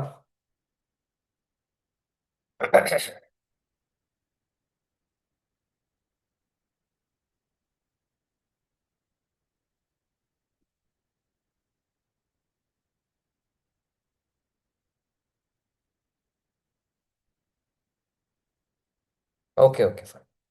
So that's it regarding the ഈ ഒരു സംഭവം സ്ട്രാറ്റജിക് കൺട്രോൾ. ബാക്കിയുള്ള കാര്യങ്ങൾ ജസ്റ്റ് ചുമ്മാ ഒന്ന് പെട്ടെന്ന് പറഞ്ഞുതരാം. പ്രൊമൈസ് കൺട്രോൾ എന്ന് പറയുന്നത് എന്താണെന്ന് വെച്ചാൽ കുറെ അസംഷൻസ് ബേസിസിലായിരിക്കും നമ്മൾ സ്ട്രാറ്റജി ഡെവലപ്പ് ചെയ്യാം. SBU ഞാൻ വരാം, SBUലോട്ട് വരാം. ഓക്കെ, ഇപ്പൊ പ്രൊമൈസ് കൺട്രോളിന്റെ ബേസിസിൽ ഇപ്പൊ ഫോർ എക്സാമ്പിൾ ജിയോന്റെ കേസിനകത്താണെന്നുണ്ടെങ്കിൽ ജിയോന്റെ അസംഷൻ ആയിരുന്നു ആൾക്കാർ ഫ്രീ ആയിട്ട് കൊടുത്തു കഴിഞ്ഞു വെച്ചാൽ നന്നായിട്ട് മേടിക്കും എന്നുള്ള ജിയോന്റെ അസംഷൻ ആയിരുന്നു. സോ അത് കറക്റ്റ് ആയിട്ട് ഈ പറയുന്നത് പോലെ തന്നെ റെലവെന്റ് ആണോ, പാലിക്കുന്നുണ്ടോ എന്നുള്ള കാര്യം നമ്മൾ നോക്കണം. മനസ്സിലാവുന്നുണ്ടോ? എന്നാൽ മാത്രമേ നമുക്ക് മുന്നോട്ട് പോകാൻ വേണ്ടിയിട്ട് സാധിക്കത്തുള്ളൂ. That is promise control. Okay, അപ്പൊ പ്രൊമൈസ് കൺട്രോളിനകത്ത് രണ്ട് ഫാക്ടർ ഉണ്ട്. ഒന്ന് ഇൻഡസ്ട്രി ഫാക്ടേഴ്സ് ഉണ്ട്, പിന്നെ അതുപോലെ തന്നെ ഒന്ന് എക്സ്റ്റേണൽ ഫാക്ടേഴ്സ് ഉണ്ട്. എക്സ്റ്റേണൽ ഫാക്ടേഴ്സ് മീൻസ് ട്രെൻഡ്സിലൊക്കെ വരുന്ന മാറ്റങ്ങൾ. ഇൻഡസ്ട്രി ഫാക്ടേഴ്സ് മീൻസ് എന്താണെന്ന് വെച്ചാൽ ഇപ്പം മറ്റേ വോഡഫോൺ ആണെങ്കിലും ഐഡിയ ആണെങ്കിലും ഒക്കെ വിചാരിച്ചിരുന്നത് എന്താണെന്ന് വെച്ചാൽ ഈ പറയുന്നത് പോലെ തന്നെ ആൾക്കാർ എത്ര പൈസ കൊടുത്തിട്ടും ഈ പറയുന്നത് പോലെ തന്നെ എന്ത് ചെയ്യും, റീചാർജ് ചെയ്യുന്ന വിചാരിച്ചിരുന്നത്. പക്ഷേ ജിയോ എന്ന സമയത്തേക്ക് ആ പ്രൊമൈസ് എന്ത് ചെയ്യും, പ്രൊമൈസ് ഈ പറയുന്നത് പാളിപ്പോയി. സോ ദാറ്റ് ഈസ് അപ്പൊ ആ സമയത്ത് നമ്മൾ എന്ത് ചെയ്യണം, അതിനനുസരിച്ചുള്ള രീതിയിലുള്ള പ്ലാൻസും കാര്യങ്ങളൊക്കെ അവതരിപ്പിക്കുന്നത്. That is promise control. ഇനിയിപ്പോ ഈ പറയുന്നത് പോലെ തന്നെ നമ്മൾ മറ്റേ ഇൻഡസ്ട്രി ഫാക്ടേഴ്സ് ആണ്. ഓക്കെ, എക്സ്റ്റേണൽ ഫാക്ടേഴ്സ് ആണെന്നുണ്ടെങ്കിൽ ഈ പറയുന്ന നോക്കിയുടെ കേസിനകത്ത് നോക്കി വിചാരിച്ചിരുന്നത് ഡ്യൂറബിൾ ആയിട്ട് ഫോൺ ഇറക്കിയാൽ എത്ര കാലം വേണമെങ്കിലും മാർക്കറ്റിൽ പിടിച്ചു നിൽക്കാൻ പറ്റുമെന്നാണ് വിചാരിച്ചിരുന്നത്. ഓക്കെ, അപ്പൊ ആ സിറ്റുവേഷൻസിനകത്ത് പക്ഷേ അത് സ്മാർട്ട് ഫോൺസ് ഒക്കെ വന്ന സമയത്തേക്കും നോക്കിയുടെ റെലവൻസ് പോയി. സോ നോക്കിയെ സംബന്ധിച്ച് നോക്കിയ പ്രൊമൈസ് കൺട്രോൾ ചെയ്യണമായിരുന്നു, ചെയ്തില്ല. ഇത് ചെയ്യാൻ പറ്റും. ഓക്കെ, അപ്പൊ അതുകൊണ്ട് ചില സമയത്ത് ആ അസംഷൻസ് റോങ് ആയിട്ട് പോകും. അപ്പൊ അതിനെക്കുറിച്ച് കറക്റ്റ് ആയിട്ട് നോക്കണം. Strategic surveillance is nothing but CCTV ക്യാമറയുടെ പോലെ എന്തൊക്കെയാണ് ബിസിനസിനെ കുറിച്ച് ആൾക്കാർ പറയുന്നത് എന്നുള്ള കാര്യം ചെക്ക് ചെയ്യാം. മാഗ്ന കേസിനകത്ത് ലെഡിന്റെ കണ്ടന്റ് കൂടുതലാണ് എന്ന് പറയുന്ന സ്റ്റേറ്റ്മെന്റ് വന്ന സമയത്ത് ഒബ്വിയസ്ലി മാഗി എന്ത് പറഞ്ഞു, മാഗി പറഞ്ഞ പോലെ തന്നെ ഈ പറയുന്ന നമ്മൾ സ്റ്റേറ്റ്മെന്റ് ഇറക്കി. That strategic surveillance. Special alert control. Say for example Yusuf അലിയുടെ ഈ പറയുന്നത് പോലെ തന്നെ ലുലു മാളിൽ വെള്ളം കയറിയ ടൈമിൽ യൂസഫ് അലി എന്ത് ചെയ്യണം, ഓക്കെ അഡ്ഹോക്ക് ആയിട്ട് അത് കറക്റ്റ് ആയിട്ട് എങ്ങനെയെങ്കിലും ഈ പറയുന്നത് പോലെ തന്നെ എന്ത് ചെയ്യാൻ വേണ്ടിയിട്ട് നോക്കണം, ആൾക്കാരെ വെച്ചിട്ട് സാധനങ്ങളൊക്കെ മാറ്റാൻ വേണ്ടിയിട്ട് ഈ പറയുന്നത് പോലെ കറക്റ്റ് ആയിട്ട് നോക്കണം. ഔട്ട്പുട്ട് കൺട്രോൾ ജസ്റ്റ് ഒന്ന് വായിച്ചു നോക്കുക. B category topic output control. റിസൾട്ട്സിൽ കോൺസെൻട്രേറ്റ് ചെയ്യുന്ന സംഭവമാണ് output control. Okay fine. BPR. BPR is somewhat important. BPRന്റെ കേസിനകത്ത് കുറച്ച് ഇമ്പോർട്ടൻ്റ് ആണ്. ക്യാരക്ടറിസ്റ്റിക്സ് ദാറ്റ് ഗൈഡ് BPR അതും ഓക്കെ, അത് തന്നെ നോക്കേണ്ടത്. Characteristics that guide B P R. B P R എന്ന് മീൻസ് എന്താണെന്ന് വെച്ചാൽ radical redesign of the business process. First ഈ ഒരു സെന്റൻസ് അങ്ങ് ഡയലോഗ് അങ്ങ് എഴുതി വെക്കണം. Business process reengineering may B consider to be a radical redesign. Radical redesign എന്ന് പറയുന്നത് എന്താ വെച്ചാൽ ചെറിയ രീതിയിലുള്ള റീഡിസൈൻ ഒന്നുമില്ല, റാഡിക്കൽ ആയിട്ടുള്ള ഫണ്ടമെന്റൽ ആയിട്ടുള്ള റീഡിസൈൻ ആണ് of the business processes often used by the companies to cut the cost and return to profitability. ഇപ്പൊ ഒരു ഓർഗനൈസേഷൻ ആണ്, കുറെ സപ്ലൈവേഴ്സിൽ ഒരു ഹോട്ടലാണ്, അവർക്ക് ബിസിനസ്സോ കാര്യങ്ങളോ ഒന്നും ഇല്ല. അപ്പൊ ആ സമയത്ത് അവർ എന്താ ചെയ്യുന്നതെന്ന് വെച്ചാൽ ഈ പറയുന്നത് പോലെ തന്നെ അവർ ചെയ്യുന്നത് ഒരു റോബോട്ടിനെ ഇറക്കി. അപ്പോൾ ഇനീഷ്യൽ ഇൻവെസ്റ്റ്മെന്റ് കൂടുതലായിരിക്കും, പിന്നെ പക്ഷേ റോബോട്ടിന് എന്ത് വേണ്ട, സാലറി കാര്യങ്ങളൊന്നും കൊടുക്കേണ്ട. That is D P R. മനസ്സിലാവുന്നുണ്ടോ? പ്രോഫിറ്റബിലിറ്റിയിൽ റിട്ടേൺ ചെയ്യാനായിട്ട് അവർ എന്ത് ചെയ്യണം, ഈ പറയുന്നത് പോലെ തന്നെ ബിസിനസ് പ്രോസസ് റീ എഞ്ചിനീയറിംഗ് ചെയ്യണം. ഫേമസ് ആയിട്ടുള്ള ഒരു കഥയുണ്ട് ഐ ബി എമ്മിന്റെ കേസിനകത്ത്. ഓക്കെ, ഐ ബി എമ്മിന്റെ കേസിനകത്ത് സേ ഫോർ എക്സാമ്പിൾ എക്സ് എന്ന് പറയുന്ന ഒരാൾക്ക് ഒരു സോഫ്റ്റ്വെയർ പർച്ചേസ് ചെയ്യണം. സോഫ്റ്റ്വെയർ പർച്ചേസ് ചെയ്യുന്ന ക്രെഡിറ്റിലാണ് പർച്ചേസ് ചെയ്യുന്നത് വിചാരിക്കുക. അപ്പൊ ആദ്യം ഐ ബി എമ്മിലെ ഒരാളോട്ട് വിളിക്കുന്നു. അപ്പൊ ആള് ഒരു എന്ത് ചെയ്യുന്നു, പീസ് ഓഫ് പേപ്പറിനകത്ത് ഈ പറയുന്ന പോലെ റിക്വസ്റ്റ് എഴുതുന്നു. പീസ് ഓഫ് പേപ്പറിനകത്ത് റിക്വസ്റ്റ് എഴുതിയിട്ട് ഇത് ആക്ച്വലി ഈ പറയുന്നത് പോലെ തന്നെ അയാളോട് ചോദിക്കുന്നു, കൊളാറ്ററൽ ആയിട്ട് എന്തെങ്കിലും അസറ്റ് ഉണ്ടോ, ഞങ്ങൾ നിങ്ങൾക്ക് ലോൺ തരാം, പക്ഷെ കൊളാറ്ററൽ ആയിട്ട് എന്തെങ്കിലും അസറ്റ് ഉണ്ടോ എന്ന് ചോദിക്കുന്നു. അപ്പൊ അയാൾ പറഞ്ഞു എന്തെങ്കിലും ഒരു ബിൽഡിംഗ് ഉണ്ടെന്ന് പറഞ്ഞു. അപ്പൊ ആ സിറ്റുവേഷനകത്ത് ഇങ്ങനെ എന്ത് ചെയ്യുന്നു എന്ന് വെച്ചാൽ ഈ പറയുന്ന ഇത് കസ്റ്റമർ റിലേഷൻ ഡിപ്പാർട്ട്മെന്റ് ആണെന്ന് വിചാരിക്കുക, ചുമ്മാ വിചാരിക്കുക. ഈ കസ്റ്റമർ റിലേഷൻ ഡിപ്പാർട്ട്മെന്റ് എന്ത് ചെയ്യുന്നു, അസറ്റ് ഡിപ്പാർട്ട്മെന്റിലോട്ട് ഇത് ഹാൻഡ് ഓവർ ചെയ്യുന്നു. കസ്റ്റമർ റിലേഷൻഷിപ്പ് ഡിപ്പാർട്ട്മെന്റ് അസറ്റ് ഡിപ്പാർട്ട്മെന്റിലോട്ട് ഇത് ഹാൻഡ് ഓവർ ചെയ്യുന്നു. അസറ്റ് ഡിപ്പാർട്ട്മെന്റ് എന്ത് ചെയ്യുന്നു എന്ന് വെച്ചാൽ ഇത് ഈ പറയുന്നത് പോലെ തന്നെ ക്രെഡിറ്റ് ഡിപ്പാർട്ട്മെന്റിലോട്ട് ഹാൻഡ് ഓവർ ചെയ്യുന്നു. ക്രെഡിറ്റ് ഡിപ്പാർട്ട്മെന്റ് ഇത് വീണ്ടും കസ്റ്റമർ റിലേഷൻഷിപ്പ് ഡിപ്പാർട്ട്മെന്റിലോട്ട് തന്നെ എന്ത് ചെയ്യുന്നു, തിരിച്ചു കൊണ്ടുവരുന്നു. ഈ സമയത്ത് എന്താ പ്രശ്നം സംഭവിക്കുന്നത് വെച്ചാൽ ഏകദേശം ഒരു 6 days എടുക്കുമായിരുന്നു. ഇയാൾക്ക് ലോൺ കിട്ടുമോ കിട്ടില്ലേ എന്ന് അറിയാൻ വേണ്ടിയിട്ട് തന്നെ 6 days പിടിക്കുമായിരുന്നു. ഈ സമയത്ത് ഇയാൾ വിചാരിച്ചു എന്നാ പിന്നെ വേറെ കമ്പനിയുടെ നോക്കാം എന്ന് വിചാരിച്ചു പോയി. എടാ ഈ ഇഷ്യൂസിനകത്ത് എന്താ സംഭവിക്കുന്നത് വെച്ചാൽ ഇവരുടെ സെയിൽസ് കുറയല്ലേ, പ്രോഫിറ്റബിലിറ്റി കുറയല്ലേ. അപ്പൊ ഈ സമയത്ത് ഒരു വ്യക്തി, രണ്ട് വ്യക്തികൾ വിചാരിച്ചു ഇവർ ഈ പറയുന്ന 3 ഡിപ്പാർട്ട്മെന്റ് ആക്കിയിട്ട് തിരിക്കുന്നുണ്ടല്ലോ, നമുക്ക് ഒറ്റ ഡിപ്പാർട്ട്മെന്റ് ആക്കിയിട്ട് 2 പേർക്ക് കൂടിയിട്ട് എങ്ങനെ ഇതിനെ മാനേജ് ചെയ്യാം. അവർ 6 hours കാര്യങ്ങൾ തീർത്തു. This is B P R, this is business process range ചെയ്ത് സിമ്പിൾ സിമ്പിൾ കാര്യങ്ങൾ. അപ്പൊ ബി പി ആറിന്റെ ഈ പറയുന്നത് പോലെ തന്നെ കോമണാലിറ്റീസ് അല്ലെങ്കിൽ characteristics is A B category topic, but still ഈ പറയുന്ന പോലെ പഠിക്കണം. മനസ്സിലാവുന്നുണ്ടോ? ഓക്കെ, ഞാൻ എന്തായാലും ഈ പഠിപ്പിക്കുന്ന ടോപ്പിക്സ് ഒക്കെ നിർബന്ധമായിട്ട് നിങ്ങൾ പഠിക്കണേ. പിന്നെ ഇത് സ്കിപ്പ് ചെയ്യരുത്. എന്റെ സമയം, എന്റെ തൊണ്ട എല്ലാം പ്രശ്നമാണ്. മനസ്സിലാവുന്നുണ്ടോ? Okay, fine. Combining several jobs into one. Several ജോബ്സിനെ ഒറ്റൊന്നാക്കിയിട്ട് കമ്പൈൻ ചെയ്യുക. That is the what happen in the case of I B M. Allowing workers to make decision, delegation of authority. അതായത് എല്ലാ കാര്യങ്ങളും മുകളിൽ ചോദിച്ച് ചെയ്യാതെ വർക്കേഴ്സിന് ഈ പറയുന്നത് പോലെ ഡിസിഷൻ എടുക്കാനായിട്ടുള്ള എന്ത് കൊടുക്കണം, ഒരു ഈ പറയുന്നത് പോലെ തന്നെ ഒരു സ്വാതന്ത്ര്യം കൊടുക്കണം. Third point, performing steps of A process in natural order. വളഞ്ഞു മൂക്ക് പിടിക്കാതെ കറക്റ്റ് ആയിട്ട് ഈ പറയുന്നത് പോലെ തന്നെ നാച്ചുറൽ ആയിട്ടുള്ള ഒരു ഓർഡറിൽ കാര്യങ്ങളൊക്കെ ചെയ്യാം. ഓവർലാപ്പിംഗ് ഒഴിവാക്കുക. അതായത് ഒരു ഈ പറയുന്നത് പോലെ തന്നെ വർക്കിന്റെ ഓവർലാപ്പിംഗ്, 2 വ്യക്തികൾ ഡ്യൂപ്ലിക്കേഷൻ ഓഫ് എഫേർട്സ് കാര്യങ്ങളൊക്കെ നമ്മൾ ഒഴിവാക്കുക. Recognition that processes have multiple version and designing processes to take account of different situations. മനസ്സിലാവുന്നുണ്ടോ? ഇവിടെ എന്താ സംഭവിക്കുന്നതെന്ന് വെച്ചാൽ ഈ പറയുന്നത് പോലെ തന്നെ പ്രോസസ്സസിന് മൾട്ടിപ്പിൾ വെർഷൻ ഉണ്ട്, designing processes to take account of different situations, പല രീതിയിലുള്ള കാര്യങ്ങൾ. ഒരു എക്സാമ്പിൾ പറഞ്ഞു കഴിഞ്ഞു വെച്ചാൽ മുന്നേ നടന്നിട്ടുള്ള ഒരു സംഭവമായിരുന്നു. അതായത് ഇപ്പം റിലയൻസിന്റെ ട്രെൻഡ്സിലാണ് തോന്നുന്നു ആപ്പിനകത്ത് നമ്മൾ ഈ പറയുന്നത് പോലെ തന്നെ ഇപ്പം അവര് ഈ പറയുന്ന പോലെ 3000 rupees നമ്മൾ പർച്ചേസ് ചെയ്യുകയാണെന്നുണ്ടെങ്കിൽ 500 രൂപ ഓഫ് കിട്ടും എന്ന് പറയുന്ന ഒരു ഓഫർ ഉണ്ടായിരുന്നു. അതായത് മുന്നേ ഫസ്റ്റത്തെ സമയമാണ് പറയുന്നത്. അപ്പോൾ ആ സിറ്റുവേഷനകത്ത് ഞാൻ എന്താ ചെയ്യുന്നത് വെച്ചാൽ ഞാൻ കാർട്ടിലോട്ട് 3000-ന് സാധനം ആഡ് ചെയ്യും. കാർട്ടിലോട്ട് എന്ത് ചെയ്യും, 3000-ന് സാധനം ആഡ് ചെയ്യും. എന്നിട്ട് ഞാൻ ഈ പറയുന്നത് പോലെ തന്നെ എന്ത് ചെയ്യും, അത് പർച്ചേസ് ചെയ്യും. ഇപ്പൊ എനിക്ക് 2500 രൂപയായിട്ടുള്ളൂ.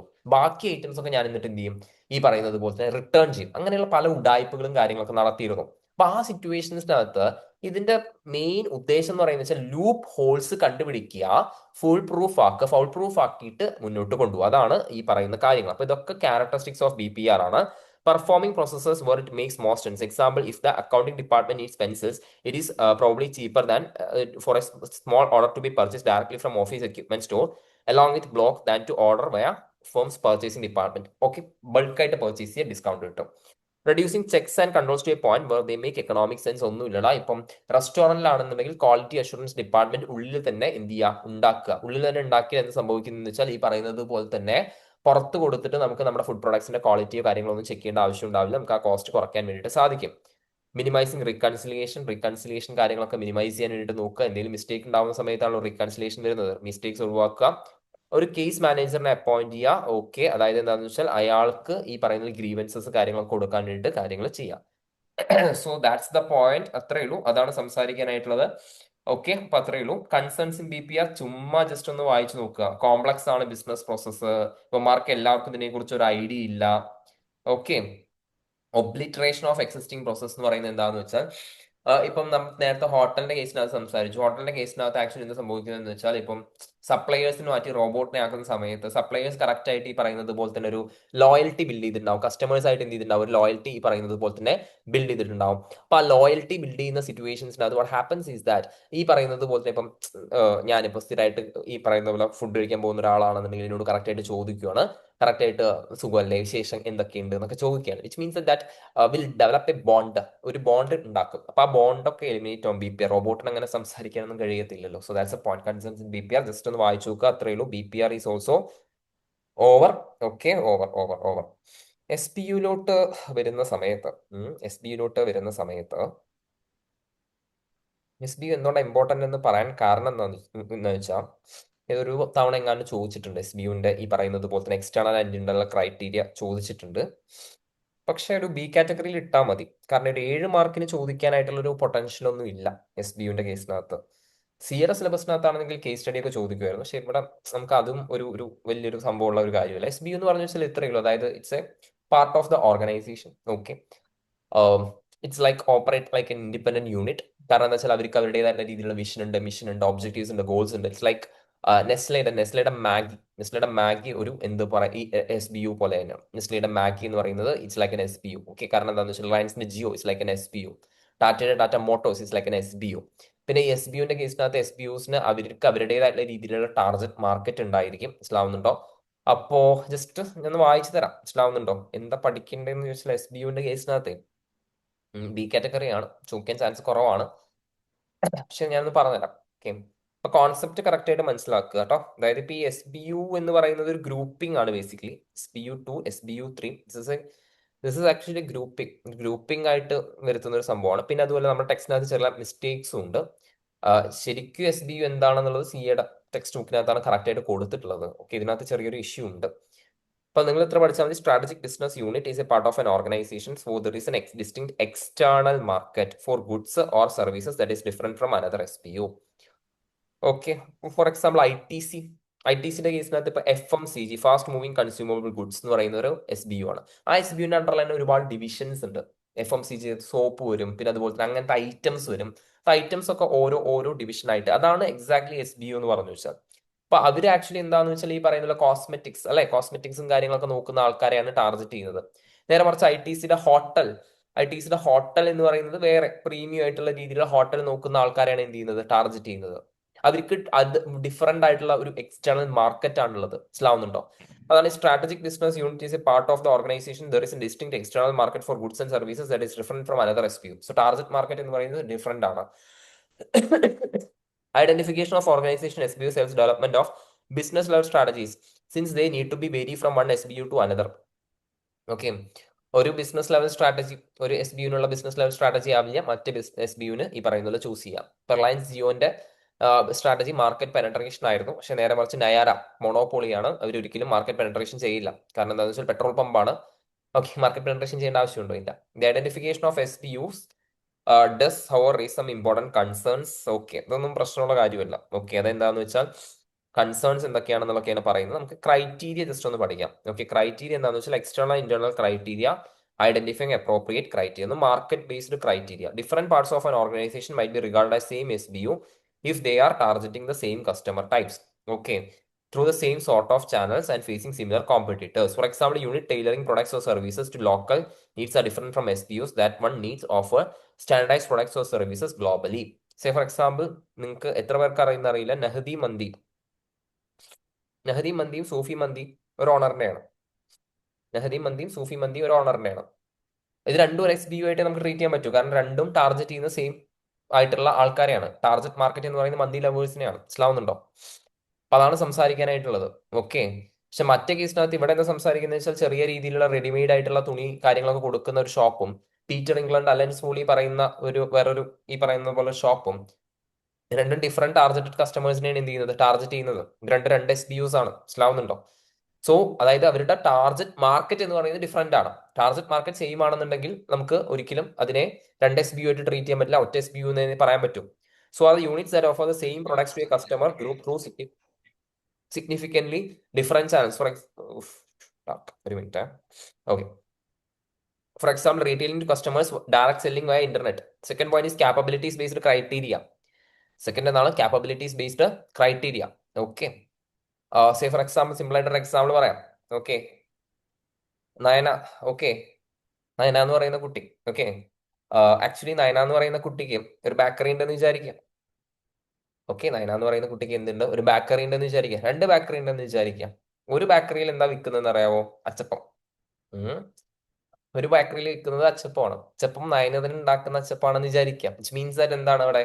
അവിടെ ഈ പറയുന്നത് പോലെ തന്നെ ഓൺ ഓൺ ബ്രാൻഡ് ഗുഡ്സ് ആണ്. ഓക്കെ, അതൊരു SBU. വേറൊരു ബേക്കറി എന്താന്ന് വെച്ചാൽ ഈ പറയുന്നത് പോലെ തന്നെ നയന എന്ത് ചെയ്യുന്നു വെച്ചാൽ അതിന് വേറെ സ്ഥലത്ത് നിന്ന് ഈ പറയുന്നത് പോലെ തന്നെ ഐറ്റംസ് ഒക്കെ, സമോസ പോലെയുള്ള ഐറ്റംസും കാര്യങ്ങളൊക്കെ, ലൈക്ക് ബേക്കറി കൂൾബാർ ഒക്കെ ഉണ്ട്. ഓക്കെ, പെപ്സി എല്ലാം ഉണ്ട്. അതായത് വെച്ചാൽ വേറെ മേടിക്കുന്ന ഐറ്റംസ് ആണ്. മീൻസ് ദാറ്റ് കാപ്പബിലിറ്റീസ് ഡിഫറെന്റ് ആണ്. ഒന്ന് ഓൺ ബ്രാൻഡ് ഗുഡ്സും ഒന്ന് എന്താണ്, ഒന്ന് ഈ പറയുന്നത് പോലെ തന്നെ ഡിഫറെന്റ് ആയിട്ടുള്ള പർച്ചേസ് ചെയ്യുന്ന സംഭവമാണ്. അതായത് parts of an organisation should be regarded as same SBU if they have similar strategic capabilities. So for a food manufacturer, branded goods should be probably considered as a different SBU from retail on brand goods. So അച്ചപ്പം വേറെ, മറ്റേ bakery വേറെ. Okay, മറ്റോടത്ത് അച്ചപ്പം മാത്രമല്ല, അച്ചപ്പം, കൊഴലപ്പം, മുറുക്ക് അതൊക്കെ മൂപ്പര് ഉണ്ടാക്കുന്ന items ആണ്. Means that same ആയിട്ടുള്ള items ആണ് എന്ത് ചെയ്യുന്നത്, ഉണ്ടാക്കുന്നത്. Even though they are selling to same, അത് സെയിം കസ്റ്റമേഴ്സിനാണ് വിൽക്കുന്നതെങ്കിൽ പോലും ഇതിന്റെ രണ്ട് SBU ആയിട്ട് നമ്മൾ ട്രീറ്റ് ചെയ്യും എന്നുള്ള കാര്യമാണ് സംസാരിക്കാനായിട്ടുള്ളത്. ചുമ്മാ സമയം ഉണ്ടെങ്കിൽ ഫോർമുലേഷൻ ഇംപ്ലിമെന്റേഷൻ ഒന്ന് വായിച്ചു നോക്കിക്കോ. ഓക്കെ, മുന്നോട്ട് പോകുന്ന സമയത്തെ മുന്നോട്ട് പോകുന്ന സമയത്ത് ഓക്കെ ഓക്കെ ഓക്കെ ഓക്കെ ഒറ്റ മിനിറ്റ്. ഫൈൻ.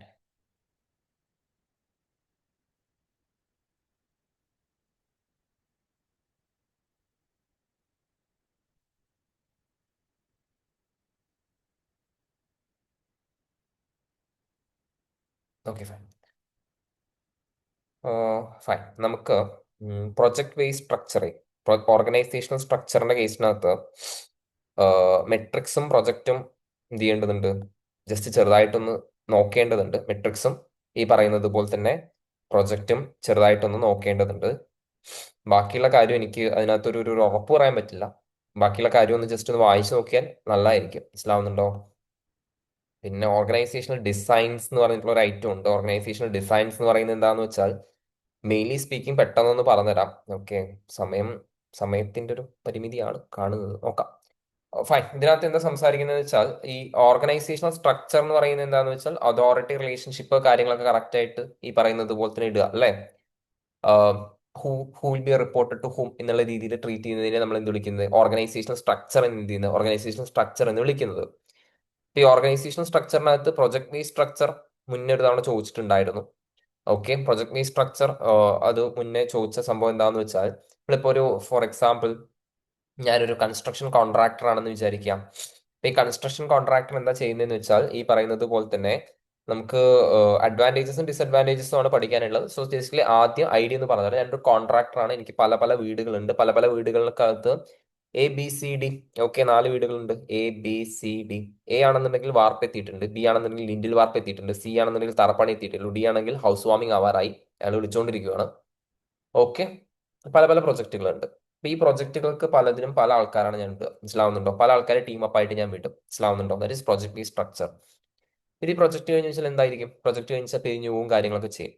മെയിൻ ഫീച്ചർ എന്താണെന്ന് വെച്ചാൽ അക്കൗണ്ടബിലിറ്റി നമുക്ക് ഈ പറയുന്നത് പോലെ തന്നെ ഉണ്ടാകും. സേ ഫോർ എക്സാമ്പിൾ എയുടെ വീട് ഒരു ആളെ ഞാൻ ചാർജ് ഏൽപ്പിച്ചിട്ടുണ്ട് വെച്ചാൽ, സേ ഫോർ എക്സാമ്പിൾ ജേക്കബ് എന്തായി? എയുടെ വാർപ്പ് എന്തായി എന്ന് ചോദിക്കാം. ഡിയുടെ ഹൗസ് വാമിംഗ്, അപ്പോൾ എടാ 4-ാം തീയതി ഹൗസ് വാമിംഗ് ആണ്, സോ ബേസിക്കലി 4-ാം തീയതി ആകുമ്പോഴേക്കും നീ തീർക്കണം എന്ന് പറയാം. Which means that accountability and control are good because project should team have clear tasks to achieve within defined life. So basically അക്കൗണ്ടബിലിറ്റിയും കൺട്രോളും കൂടുതൽ ആയിരിക്കും. അടുത്ത പോയിന്റ് എന്ന് വെച്ചാൽ ഹൈലി ഫ്ലെക്സിബിൾ ആയിരിക്കും. മനസ്സിലാവുന്നുണ്ടോ? ഹൈലി ഫ്ലെക്സിബിൾ ആയിരിക്കും. എന്താന്ന് വെച്ചാൽ എനിക്ക് ഈ പറയുന്നത് പോലെ തന്നെ എപ്പോഴും എനിക്ക് പണി കൊടുക്കണം എന്നുള്ള കാര്യം നിർബന്ധമൊന്നുമില്ല. എനിക്ക് ഈ പറയുന്നത് പോലെ തന്നെ ആ വർക്ക് ഉള്ള ടൈമിൽ മാത്രം അവർക്ക് പണി കൊടുത്താൽ മതി. ഫിക്സഡ് ആയിട്ട് അവർക്ക് സാലറിയോ കാര്യങ്ങളൊന്നും കൊടുത്ത് മുന്നോട്ട് പോകണമെന്ന് യാതൊരു രീതിയിലുള്ള നിർബന്ധമില്ല. സോ F4 ഫ്ലെക്സിബിലിറ്റി ഉണ്ടായിരിക്കും. പിന്നെ projects can effective at knowledge exchange as project team members will typically B drawn from different departments within the firm. Okay, അതായത് പല ഇലക്ട്രീഷ്യൻസ് ഉണ്ടായിരിക്കും, മറ്റേ ആൾക്കാരുണ്ടായിരിക്കും. സോ ഡിഫറെന്റ് ഡിപ്പാർട്ട്മെന്റ്സ് എന്നുള്ള ആളായിരിക്കും. സോ ബേസിക്കലി അവിടെ നോളജ് എക്സ്ചേഞ്ച് ഉണ്ടായിരിക്കും. ഓക്കെ. അതായത് ചില ആൾക്കാർക്ക് നന്നായിട്ട് തേപ്പ് പണിയെ കുറിച്ച് അറിയുന്നതാണ്, ടൈൽസ് പണിയെ മീൻസ് പല ഡിപ്പാർട്ട്മെന്റ്സ് എന്നാണ് നമ്മൾ എന്ത് ചെയ്യുക, ഇവർ ഈ പറയുന്നത് പോലെ തന്നെ ഡ്രോ ചെയ്യാം. Projects can also draw members internationally, and because project lifespans are typically short, project teams may become more willing to work temporarily around the world. Okay. Say for example, simple ആയിട്ട് വേറൊരു example എടുക്കുക. സഹദിന്റെ കല്യാണമാണെന്ന് വിചാരിക്കുക. ഉം, സഹദെ sorry കേട്ടോ, ചുമ്മാ എക്സാമ്പിളിന് വേണ്ടി പറയുന്നതാണ്. ഇപ്പൊ സഹദിന്റെ ഈ പറയുന്ന പോലെ ഒരു ഇവന്റ് മാനേജ്മെന്റ് എന്ന് പറയുന്നത് ഒബ്വിയസ്ലി എന്താണ്, it's also like A project based structure. Okay. അപ്പൊ സഹദിന് ജസ്റ്റിൻ ബീബറിനെ വിളിച്ചിട്ട് എന്ത് ചെയ്യണം, നീ പറയുന്നത് പോലെ തന്നെ പാട്ട് പാടണം എന്ന് വിചാരിക്കാം. ജസ്റ്റിൻ ബീബർ, ഇപ്പൊ ജസ്റ്റിൻ ബീബറിനെ വിളിക്കാം, ഇന്റർനാഷണലി വിളിക്കാം. കാരണം അയാൾ നമ്മുടെ പെർമനന്റ് എംപ്ലോയി ഒന്നുമില്ല, ടെമ്പററി ആയിട്ടുള്ള എംപ്ലോയി ആണ്. സോ ടെമ്പററി എംപ്ലോയിനെ വെച്ചിട്ട്, ടെമ്പററി എംപ്ലോയി എന്ന് പറയാൻ പറ്റില്ല, ടെമ്പററി ആയിട്ടുള്ള ജസ്റ്റ് ആ ഒരു പരിപാടി അവതരിപ്പിക്കാൻ വേണ്ടിയിട്ട് വരുന്നു. സോ ബേസിക്കലി എന്ത് ചെയ്യാം, ഇന്റർനാഷണലി നമുക്ക് എന്ത് ചെയ്യാം, ഡ്രോ ചെയ്യാം. ഓക്കെ. ടിപ്പിക്കലി ഷോർട്ട് ആയിരിക്കും. Project teams may be more willing to work temporary around the world. So അത്രേ ഉള്ളൂ. ഓക്കെ. അപ്പോൾ ഇങ്ങനെ ആലോചിച്ചാൽ മതി നിങ്ങൾ. ഓക്കെ. അതാണ് പ്രൊജക്ട് ബേസ് സ്ട്രക്ചറിന്റെ കാര്യം. ഫാരിസ് എന്ന് ആലോചിച്ചാൽ മതി. എസ് ഒന്നുമില്ല, ചുമ്മാ ഞാൻ ഈ പറയുന്നത് പോലെ തന്നെ കോറം കംപ്ലീറ്റ് ചെയ്യാൻ വേണ്ടി നോക്കിയത്. F for flexibility, A for accountability and control. Okay. R for എന്താണ്, ആർ എന്തായിരുന്നടാ, സോറി, കെ ആണല്ലേ. Okay. Yeah, knowledge knowledge exchange. Okay. K for knowledge exchange. അപ്പൊ നമ്മുടെ ഇത് പോയി. Okay. K for knowledge exchange. I for what, internationally നമുക്ക് എന്ത് ചെയ്യാൻ വേണ്ടി സാധിക്കും, ഈ പറയുന്നത് പോലെ തന്നെ ചെയ്യാൻ വേണ്ടി സാധിക്കും. ഓക്കെ. കാഫി, കാഫി, കാഫി എന്ന് ആലോചിച്ചത്. കാഫി എന്ന് ഹിന്ദി വേർഡ് ഉണ്ടല്ലോ, kafi, enough. KAFI, K for knowledge exchange, A for accountability and control, F for flexibility, I for internationally draw ചെയ്യാൻ വേണ്ടി സാധിക്കും. പ്രൊജക്ട് ബേസ് സ്ട്രക്ചർ ചോദിക്കാൻ ഡിസഡ്വാൻറ്റേജസും ചോദിക്കും. സ്ട്രോങ് പ്രോഗ്രാം മാനേജ്മെന്റ് ഇല്ലെങ്കിൽ, അതായത് എന്താണെന്ന് വെച്ചാൽ കറക്റ്റ് ആയിട്ട് നമ്മൾ മാനേജ്മെന്റ് കാര്യങ്ങളൊന്നും ചെയ്തില്ലെങ്കിൽ അതെന്ത് ചെയ്യും, പ്രൊജക്ട് ബേസ് സ്ട്രക്ചർ ഈ പറയുന്നത് പോലെ തന്നെ പ്രോലിഫറേറ്റ് മീൻസ് എന്താ വെച്ചാൽ റെഡ്യൂസ് ചെയ്യുക എന്നുള്ള മീനിങ് ആണ്. അത് projects in ill coordinate, proliferate means manage ചെയ്യുക എന്നുള്ള മീനിങ് ആണ്. Proliferate means manage projects in an ill coordinated fashion. Constant breaking up of project teams can also hinder the accumulation of knowledge over time or within the specialisms. Okay. Constant breaking up of project teams means എന്താ വെച്ചാൽ നമ്മളിപ്പം ഒരു ടീമിൽ കുറെ നാളായിട്ട് work ചെയ്യുന്ന സമയത്ത് ആ ആൾക്കാർ തമ്മിൽ ഒബ്വിയസ്ലി എന്തുണ്ടാവാനായിട്ടുള്ള ഒരു സാധ്യതയുണ്ട്, ഒബ്വിയസ്ലി അവർ തമ്മിൽ ഒരു ബോണ്ട് കാര്യങ്ങളൊക്കെ ഉണ്ടാവാനായിട്ടുള്ള സാധ്യതയുണ്ട്. പക്ഷേ ഈ സിറ്റുവേഷൻസിനകത്ത് എന്ത് സംഭവിക്കുന്നത് വെച്ചാൽ, എന്താണെന്ന് വെച്ചാൽ അവിടെ കോൺസ്റ്റന്റ് ബ്രേക്കിംഗ് അപ്പ് വരുന്ന സമയത്ത് അക്യുമുലേഷൻ ഓഫ് നോളേജ് ഉണ്ടാവാനായിട്ടുള്ള ചാൻസസും കാര്യങ്ങളൊക്കെ കുറവാണ് എന്നുള്ളതാണ് സംസാരിക്കാനുള്ളത്. So that is about the project based structure. Project based സ്ട്രക്ചറിനെ കുറിച്ചാണ് എനിക്ക് സംസാരിക്കാനായിട്ടുള്ളത്. നെക്സ്റ്റ് ഇതൊക്കെ ഓരോന്നും പെട്ടെന്ന് പറഞ്ഞുതരാം. മാർക്കറ്റ് അഡ്വാൻറ്റേജ് ടെസ്റ്റ് എന്ന് പറയുന്നത് എന്താണെന്ന് വെച്ചാൽ ഈ പറയുന്നത് പോലെ തന്നെ structure follows strategy. Lakshmi actually ഒരു അവിൽ മിൽക്കിന്റെ കട തുടങ്ങി. ഓക്കെ. ലക്ഷ്മി ഒരു അവിൽ മിൽക്കിന്റെ കട തുടങ്ങിയിട്ട് ആദ്യം സിമ്പിൾ സ്ട്രക്ചർ ആയിരുന്നു. ലക്ഷ്മി തന്നെ കാര്യങ്ങളൊക്കെ മാനേജ് ചെയ്യണം. പിന്നെ ലക്ഷ്മി അത് ഫംഗ്ഷണൽ ആക്കി. പിന്നെ ലക്ഷ്മി അത് ഡിവിഷണൽ ആക്കി. സേ ഫോർ എക്സാമ്പിൾ ലക്ഷ്മിയുടെ വീട് തൃശ്ശൂരാണെന്ന് വിചാരിക്കുക. ലക്ഷ്മി പാലക്കാടും കൂടെ ഒരു ഷോപ്പ് ഇടാമെന്ന് വിചാരിച്ചു. മനസ്സിലാവുന്നുണ്ടോ? പക്ഷെ പാലക്കാടും കൂടെ ഒരു ഷോപ്പ് ഇടാമെന്ന് വിചാരിക്കുന്ന സമയത്ത് ബേസിക്കലി ലക്ഷ്മിയുടെ കയ്യിൽ കറക്റ്റ് ആയിട്ട് ലക്ഷ്മിക്ക് അറിയാവുന്ന ഒരു ഡിവിഷണൽ മാനേജർ വേണം. നല്ല വിശ്വസിക്കാൻ പറ്റുന്ന ഒരു ഡിവിഷണൽ മാനേജർ വേണം. എന്നാൽ മാത്രമേ എന്ത് ചെയ്യാൻ പറ്റൂ, ലക്ഷ്മിക്ക് ഈ പറയുന്നത് പോലെ തന്നെ അത് ചെയ്യാൻ വേണ്ടി സാധിക്കും. സോ ലക്ഷ്മി അഡോപ്റ്റ് ചെയ്ത സ്ട്രാറ്റജി എന്ന് പറയുന്നത് ഗ്രോത്ത് സ്ട്രാറ്റജി ആയിരുന്നു. പക്ഷെ സ്ട്രക്ചർ ലക്ഷ്മിക്ക് എന്ത് ചെയ്യാൻ പറ്റിയില്ല, ആ രീതിയിലുള്ള ഒരു സ്ട്രക്ചർ ബിൽഡ് ചെയ്യാൻ വേണ്ടിയിട്ട് സാധിച്ചില്ല. ഓക്കെ. അപ്പൊ ഗ്രോത്ത് സ്ട്രാറ്റജി ചെയ്യുന്ന സമയത്ത് ഒരു ഓർഗനൈസേഷൻ ഗ്രോ ചെയ്യുകയാണെന്നുണ്ടെങ്കിൽ അതിനനുസരിച്ചുള്ള രീതിയിലുള്ള സ്ട്രക്ചർ എന്ത് ചെയ്യണം, എസ്റ്റാബ്ലിഷ് ചെയ്യണം. അങ്ങനെ ഒരു സ്ട്രക്ചർ എസ്റ്റാബ്ലിഷ് ചെയ്യുന്ന സമയത്ത് നമ്മൾ പീപ്പിൾസ് ടെസ്റ്റ് നോക്കണം. പീപ്പിൾസ് ടെസ്റ്റ് എന്ന് പറയുന്നത് വെച്ചാൽ നമുക്ക് നമ്മുടെ കയ്യിൽ അത്രയും നല്ല പീപ്പിൾ ഉണ്ടെങ്കിൽ മാത്രമേ നമുക്ക് ആ രീതിയിൽ മുന്നോട്ട് പോകാൻ വേണ്ടിയിട്ട് സാധിക്കത്തുള്ളൂ. Third point parenting advantage test എന്ന് പറയുന്നത് വെച്ചാൽ കോർപ്പറേറ്റ് സെന്റർ, അതായത് എന്താ വെച്ചാൽ ഹെഡ് ക്വാർട്ടർക്ക് അതിൻ്റെതായിട്ടുള്ള രീതിയിലുള്ള ഒരു പ്രാധാന്യം കൊടുക്കണം. ഞാനൊരു കമ്പനിയുടെ ഹെഡ് ക്വാർട്ടറിൽ പോയി ഒരു കുഞ്ഞു ഓഫീസ്, അതിന് വലിയ രീതിയിലുള്ള എംപ്ലോയീസും ഇല്ല, വലിയ രീതിയിലുള്ള ആംബിയൻസോ കാര്യങ്ങളോ ഒന്നും ഇല്ലെങ്കിൽ എനിക്ക് ആ കമ്പനിയോടുള്ള എന്ത് പോകും, ഈ പറയുന്നത് പോലെ തന്നെയുള്ള ഒരു ലൈക്ക് എന്താ പറയാ, ഒരു ഇഷ്ടം അല്ലെ, ലോയൽറ്റി പോകും. എക്സാമ്പിൾ പറയുകയാണെങ്കിൽ ഇപ്പോൾ ഒരു ഹോട്ടലാണ്, ഹോട്ടലിന്റെ ഹെഡ് ക്വാർട്ടർ ആണ്. പക്ഷേ ആ ഹോട്ടലിൽ ആക്ച്വലി ഇപ്പം ഞാൻ ഫുഡ് കഴിക്കാൻ പോയി, ബീഫ് കഴിക്കാൻ പോയി എന്ന് വിചാരിക്കും. ബീഫ് കഴിക്കുന്ന സമയത്ത് എന്താ സംഭവിക്കുന്നത് വെച്ചാൽ ഭയങ്കര തണുത്ത ഐറ്റമാണ്, അതായത് വലിയ രീതിയിലുള്ള ടേസ്റ്റോ കാര്യങ്ങളൊന്നും ഇല്ല. അപ്പോൾ ഹോട്ടലിന്റെ മുതലാളിയോട് ചോദിച്ചപ്പം ഹോട്ടലിന്റെ മുതലാളി പറഞ്ഞു കോർപ്പറേറ്റ് സെന്ററിലല്ല ഇത് ഉണ്ടാക്കുന്നത്, പുറത്തുനിന്ന് ഉണ്ടാക്കി കൊണ്ടുവരികയാണെന്ന് പറയുന്ന സമയത്ത് കോർപ്പറേറ്റ് സെന്ററിന് അവിടെ എന്തില്ല, ഒരു പാരന്റിംഗ് റോൾ ഇല്ല.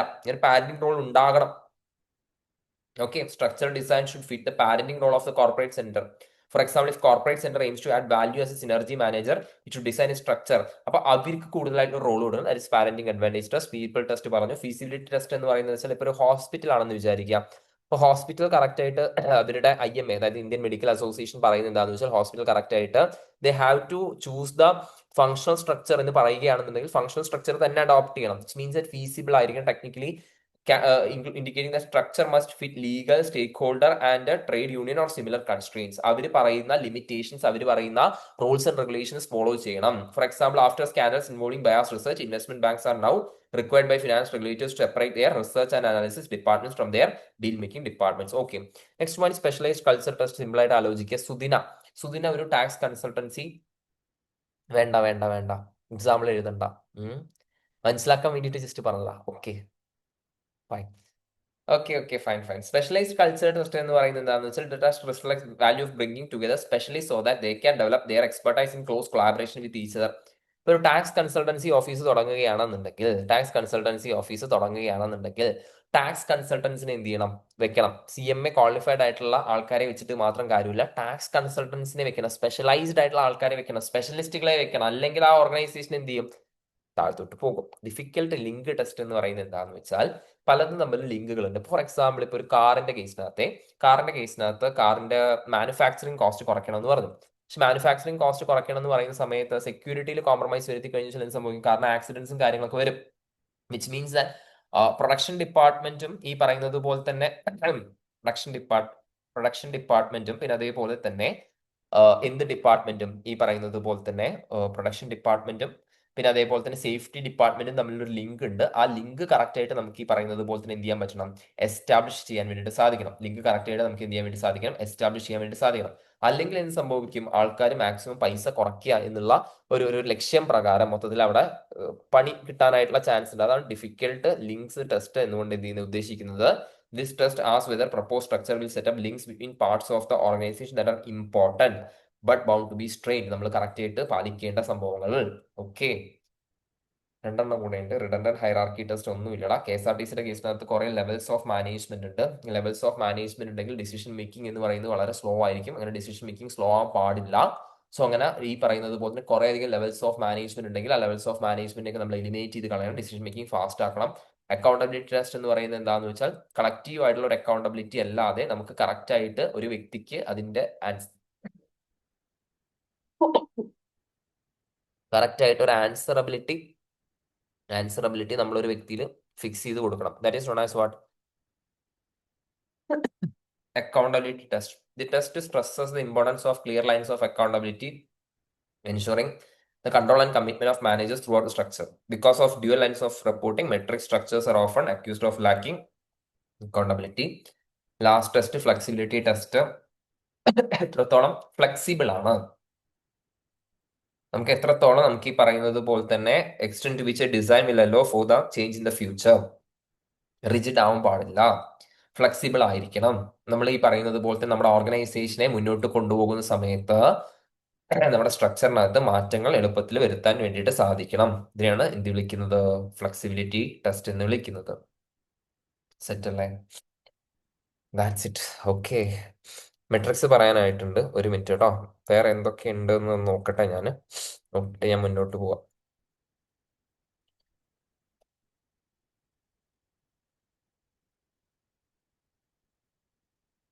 ഫൈൻ. ഓക്കെ, ഇതിനകത്തെ നിങ്ങൾ വായിക്കേണ്ട കാര്യങ്ങൾ ഞാനൊന്ന് ജസ്റ്റ് പറഞ്ഞുതരാം. മാർക്കറ്റിംഗ് സ്ട്രാറ്റജി ഒന്ന് വായിക്കണം. B category topic marketing strategy, പ്രത്യേകിച്ച് അതിനകത്ത് customer defection rates, supply chain കുഴപ്പമില്ല. ഹ്യൂമൻ റിസോഴ്സ് സ്ട്രാറ്റജി വായിക്കണം, B കാറ്റഗറി. ഓക്കെ, എൻ്റെ ഒരു അഭിപ്രായത്തിൽ ഇതാണ് വരാൻ ചാൻസ് ഉള്ളത്. Self managing teams short note B category. Okay, self managing teams B category ആയിട്ടുള്ള കാര്യമാണ്. ഇത്രയൊക്കെ മതി, കുഴപ്പമില്ല. പിന്നെ പിന്നെ പിന്നെ പിന്നെ മെട്രിക് സ്ട്രക്ചർ കൂടെ പറഞ്ഞിട്ട് ഞാൻ ഈ ഒരു വൈൻഡപ്പ് ചെയ്യാണ്. അതായത് ഈ ഒരു ചാപ്റ്റർ വൈൻഡപ്പ് ചെയ്യാണ്. എനിക്ക് 2 ചാപ്റ്റർ കൂടെ ഡിസ്കസ് ചെയ്യാനായിട്ടുണ്ട്. മനസ്സിലാവുന്നുണ്ടോ? തീരും, കുഴപ്പമില്ല. ഫൈൻ. സപ്ലൈ ചെയിൻ എൻ്റെ ഒരു അഭിപ്രായത്തിൽ ഇമ്പോർട്ടൻ്റ് അല്ല. Supply chain okay. Metric structure എന്ന് പറയുന്നത് എന്താന്ന് വെച്ചാൽ സേ ഫോർ എക്സാമ്പിൾ സ്ട്രക്ചർ എന്ന് ചോദ്യം ചോദിക്കുന്ന സമയത്തും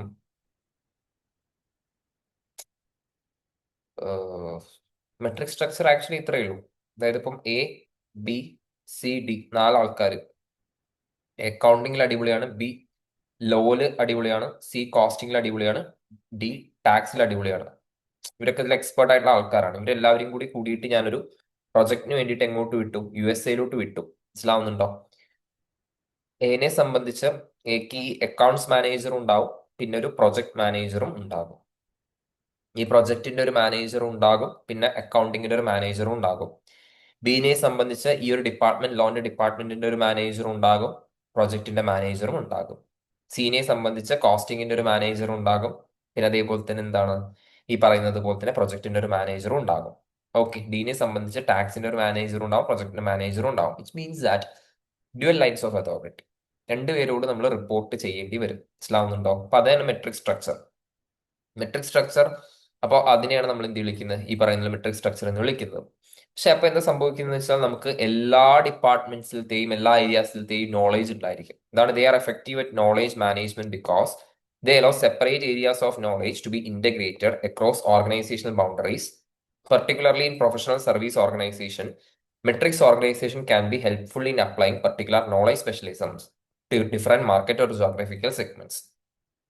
ഇന്ത്യയിലുള്ള ആൾക്കാരെ നമുക്ക് എന്ത് ചെയ്യാം? US വിടാം. ഡിലോയിറ്റ് പോലെയുള്ള multinational companies metric structure use ചെയ്യുന്നതിന്റെ കാരണം തന്നെ ഇതാണ്. അതായത് എന്താണെന്ന് വെച്ചാൽ അവർക്ക് ഈ പറയുന്നത് പോലെ തന്നെ എന്ത് ചെയ്യാൻ വേണ്ടിയിട്ട് സാധിക്കും? അവർക്ക് കൂടുതലായിട്ടും ഒരു നോളേജ് എക്സ്ചേഞ്ച് കാര്യങ്ങൾ കൊണ്ടുവരാൻ വേണ്ടിയിട്ട് ഈ പറയുന്നത് പോലെ തന്നെ സാധിക്കും. അതൊരു ഇമ്പോർട്ടന്റ് ആയിട്ടുള്ള ഒരു കാര്യമാണ്. ഓക്കെ, ക്ലിയർ ആണ് എന്ന് എന്ത് ചെയ്യുന്നു? ക്ലിയർ ആണ് എന്ന് ഈ പറയുന്നത് പോലെ തന്നെ പ്രതീക്ഷിക്കുന്നു. Okay, first point. Second point എന്താണെന്ന് വെച്ചാൽ ഫ്ലെക്സിബിൾ ആണ്. ഫ്ലെക്സിബിൾ മീൻസ് നമ്മൾ പ്രൊജക്ട് സ്ട്രക്ചർ പറഞ്ഞ പോലെ തന്നെയാണ്, different dimensions of organisation mix ചെയ്യും. This permits innovation. They are particularly attractive to organisations operating globally. Okay, because possible mix of local and global dimensions. Deloitte പോലെ Deloitte USA, India ഒക്കെ ഓപ്പറേറ്റ് ചെയ്യുന്നുണ്ടല്ലോ. So അവർക്കാണ് കൂടുതലായിട്ട് ഇത് ഹെൽപ്ഫുൾ ആയിരിക്കുന്നത്. Firms can use resources more efficiently, low cost resource utilise ചെയ്യാം. It provides professionals with broader range of responsibilities. പക്ഷെ എന്താ ഇവിടെ പ്രശ്നങ്ങൾ എന്ന് വെച്ചാൽ, ഓക്കെ, അതായത് എന്താ വെച്ചാൽ ഡിസിഷൻ മേക്കിംഗ് വെരി സ്ലോ ആയിരിക്കും. It will typically take longer to reach decisions because of bargaining between managers of different dimensions. There may be also conflict because staff find themselves responsible to managers from two structural dimensions. അതായത് എന്താന്ന് വെച്ചാൽ conflict of guidance വരും. അതായത് സ്റ്റാഫിന് രണ്ട് രീതിയിലും രണ്ടാൾക്കാരിലോട്ട് എന്തുണ്ടായിരിക്കും? ആരോട് report ചെയ്യണം എന്നുള്ള കാര്യം അറിയുന്നുണ്ടാവില്ല. Matrix organisations are hard to control. ഈ അക്കൗണ്ടബിലിറ്റി ഇല്ലാത്തത് കൊണ്ട് അവരെ ഹാർഡ് ആയിരിക്കും കൺട്രോൾ ചെയ്യാൻ വേണ്ടിയിട്ട്. There may be excessive reliance of group processes and team work. Okay, നിങ്ങൾ മറ്റേ ആനന്ദ മൂവിക്കകത്തെ കുപ്പി വണ്ടി ഇങ്ങനെ തള്ളുന്ന കണ്ടിട്ടില്ലേ? കൈ വെച്ചിട്ട്. അപ്പൊ അതായത് എന്താ സംഭവിക്കുന്നത്? ചിലപ്പോൾ കോസ്റ്റിംഗ് ഡിപ്പാർട്ട്മെന്റിലുള്ള ആൾ വിചാരിക്കും എന്റെ പണി കൂടെ അക്കൗണ്ടിങ് ഡിപ്പാർട്ട്മെന്റിലുള്ള ആൾ ചെയ്യും, അല്ലേ? അങ്ങനെയുള്ള ഇഷ്യൂസ് വരാനുള്ള സാധ്യതയുണ്ട്. എറോ ടൈംലി ഡിസിഷൻ മേക്കിംഗ്, ഇതൊക്കെയാണ് ഇതിന്റെ ഡിസഡ്വാൻറ്റേജസ് ആയിട്ട് വരുന്ന കാര്യങ്ങൾ. So that's it with regarding to ഈ ഒരു സാധനം, അതായത് സ്ട്രക്ചറിന്റെ കേസ് സംസാരിച്ചത്. HR ഫംഗ്ഷന്റെ കേസിനകത്ത് HR ഫംഗ്ഷനും കുഴപ്പമില്ലടാ. മറ്റേ ഏതാണ് ഈ പീപ്പിൾ ആസ് എ റിസോഴ്സ് എന്ത് ചെയ്താൽ മതി? പീപ്പിൾ ആസ് എ റിസോഴ്സ് ഒന്ന് ബി കാറ്റഗറിയിൽ ഇട്ട് നോക്കിയാൽ മതി, പഠിച്ചാൽ മതി. ഓക്കെ, അതായത് people as A resource, people and behaviour, അങ്ങനെ കുറച്ച് കാര്യങ്ങളുണ്ട്. സെൽഫ് മാനേജിങ് ടീംസും പഠിക്കുക. ഓക്കെ, ആ ഒരു കാര്യം പഠിക്കുക. So I M winding up with this module. Okay, കാരണം എനിക്ക് ഒരുപാട് പറയാനായിട്ടുണ്ട് വേറെ കാര്യങ്ങൾ. അപ്പൊ അതുകൊണ്ടാണ്, വേറെ പ്രശ്നങ്ങളൊന്നും ഇല്ല. ഓൾട്ടർനേറ്റീവ്സ് ഓഫ് സ്ട്രാറ്റജിക് പ്ലാനിങ്ങിനകത്ത് ഈ ഒരു കാര്യം CSF കഴിഞ്ഞ തവണ ചോദിച്ചത്, പ്രശ്നമില്ല. അതുകൊണ്ട് strategic decision making techniques for improving decision making. ഒരു മിനിറ്റ് ചെക്ക് ചെയ്യട്ടെ.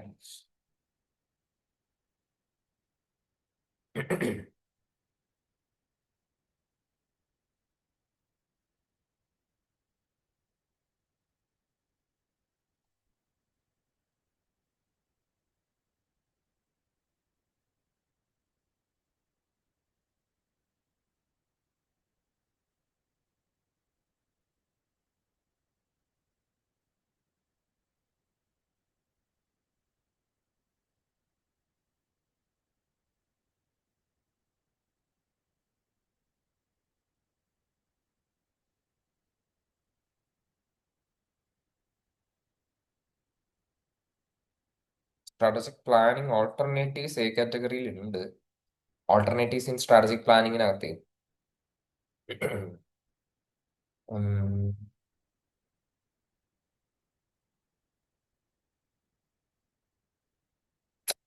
എ കാറ്റഗറി ടോപ്പിക്സ് ഞാൻ മൂന്നെണ്ണം ആദ്യം ഡിസ്കസ് ചെയ്യാം. Portfolio analysis, Porter's five forces framework, SWOT. അതിനുശേഷം ഇതിലോട്ട് വരാം. ഓക്കെ. BCG മെട്രിക്സും പോർട്ടേഴ്സ് വൈ ഫോഴ്സസ് ഫ്രെയിംവർക്കും SWOTും ഡിസ്കസ് ചെയ്തിട്ട് ഇതിലോട്ട് വരാമെന്ന് വിചാരിക്കുന്നു. ഓക്കെ.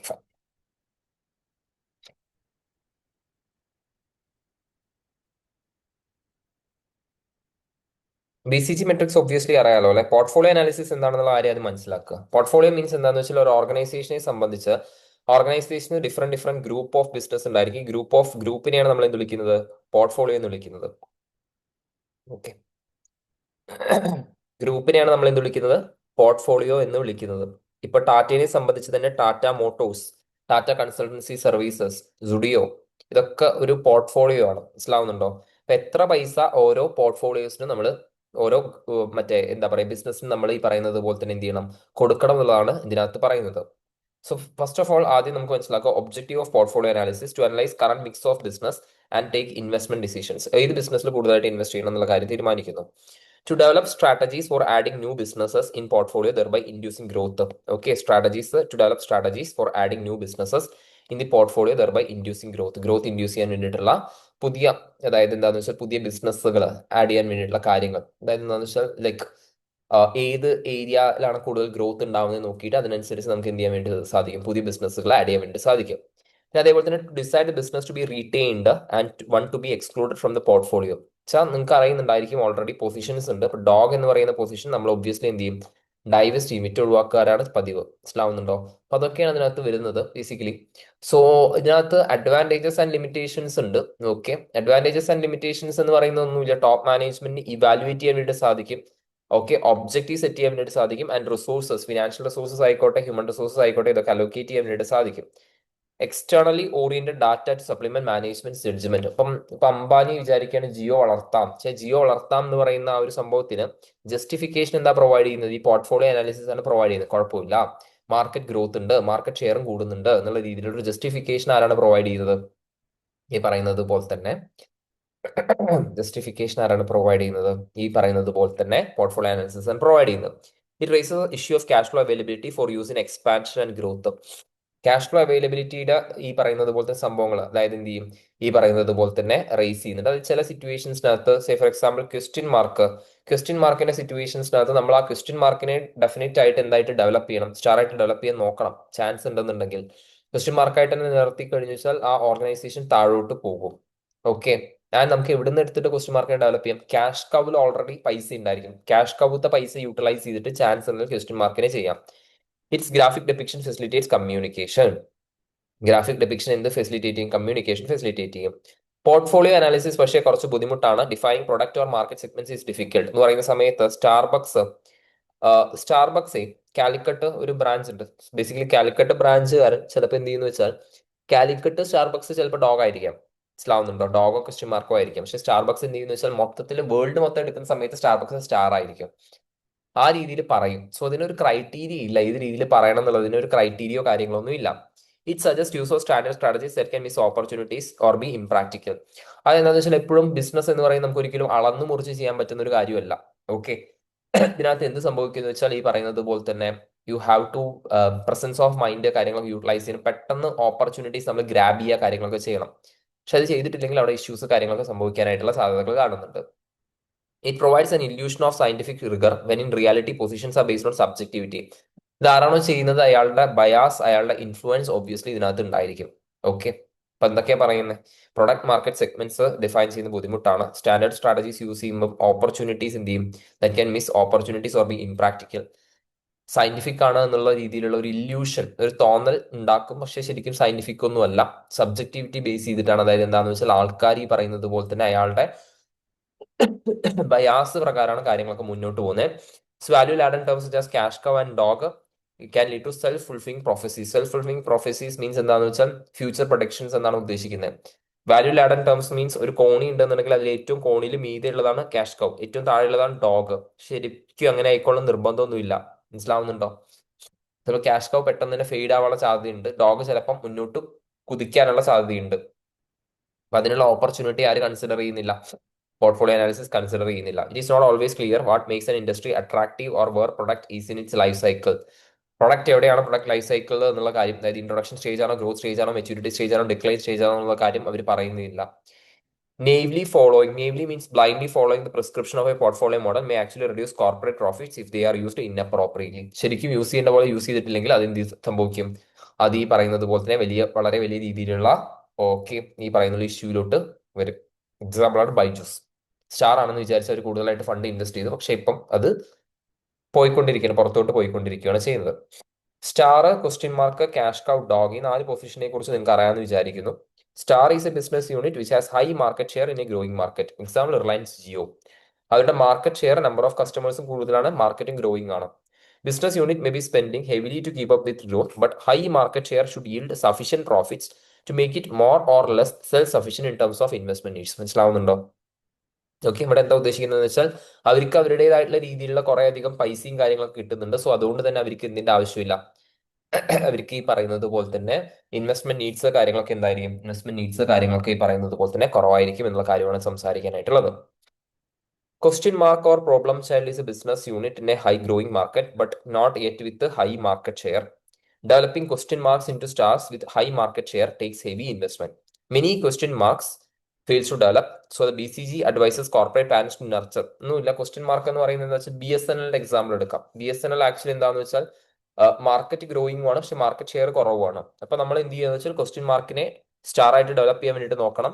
ഓക്കെ, അങ്ങനെ ചെയ്യാണ് ചെയ്യേണ്ടത്. ക്യാഷ് കൗ എന്ന് പറയുന്നത് എന്താണെന്ന് വെച്ചാൽ മാർക്കറ്റ് ഷെയർ കൂടുതലാണ്, പക്ഷെ മാർക്കറ്റ് ഗ്രോയിങ് അല്ല. ഫിലിപ്സിന്റെ റേഡിയോന്റെ എക്സാമ്പിൾ എടുത്താൽ മതി, മാർക്കറ്റ് ഗ്രോയിങ് അല്ല, മാർക്കറ്റ് ഷെയർ കൂടുതലായിട്ടുണ്ട്. High market share in a mature market, our business because growth is low, investment needs are less. While high market share means that the business unit should be profitable. The cash cow should then be a cash provider helping to fund investments in question marks എന്നുള്ള കാര്യമാണ് എന്ത് ചെയ്യുന്നത് സംസാരിക്കാനായിട്ടുള്ള. Question മാർക്സിനെ fund ചെയ്യാൻ വേണ്ടിയിട്ടാണ് cash കൗ എന്ത് ചെയ്യേണ്ടത്, ഈ പറയുന്നത് പോലെ തന്നെ നോക്കേണ്ടത്. Dogs are business units with low share in static or declining markets and thus the worst of all combinations. They may be a cash drain and use disproportionate amount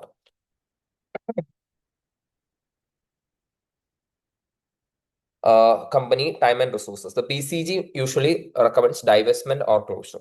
അതായത് ഡോഗ്സിന്റെ കേസിനകത്ത് BCG എന്താ recommend ചെയ്യുന്നത്? ഡൈവെസ്റ്റ്മെന്റ് അല്ലെങ്കിൽ ഈ പറയുന്നത് പോലെ തന്നെ closure ആണ് എന്ത് ചെയ്യുന്നത്, ക്ലോഷർ ആണ് ഈ പറയുന്നത് പോലെ തന്നെ എന്ത് ചെയ്യുന്നത്, റെക്കമെൻഡ് ചെയ്യുന്നത് എന്നുള്ള കാര്യമാണ് സംസാരിക്കാനായിട്ടുള്ളത്. ഞാൻ ഈ ഒരു ചാപ്റ്റർ കൂടെ കഴിഞ്ഞ് ക്ലോസ് ചെയ്യും. തൊണ്ടയ്ക്ക് നല്ല സീൻ ഉണ്ട്. First chapter I will give U recordings.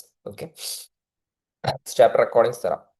First chapter recordings തരാം. എപ്പോൾ തരാം എന്നുള്ളത് ജസ്റ്റ് പറയാം. അതായത് ഇന്നിപ്പോ ഡിസംബർ സെക്കൻഡ് ഗ്രൂപ്പ് എഴുതുന്ന ആൾക്കാരല്ലേ, ഫസ്റ്റ് ഗ്രൂപ്പ് എഴുതുന്ന ആൾക്കാരുണ്ടോ ഇതിനകത്ത്? ബോത്ത് എഴുതുന്ന ആൾക്കാരുണ്ടോ? റെസ്പോണ്ട് ചെയ്യാവോ?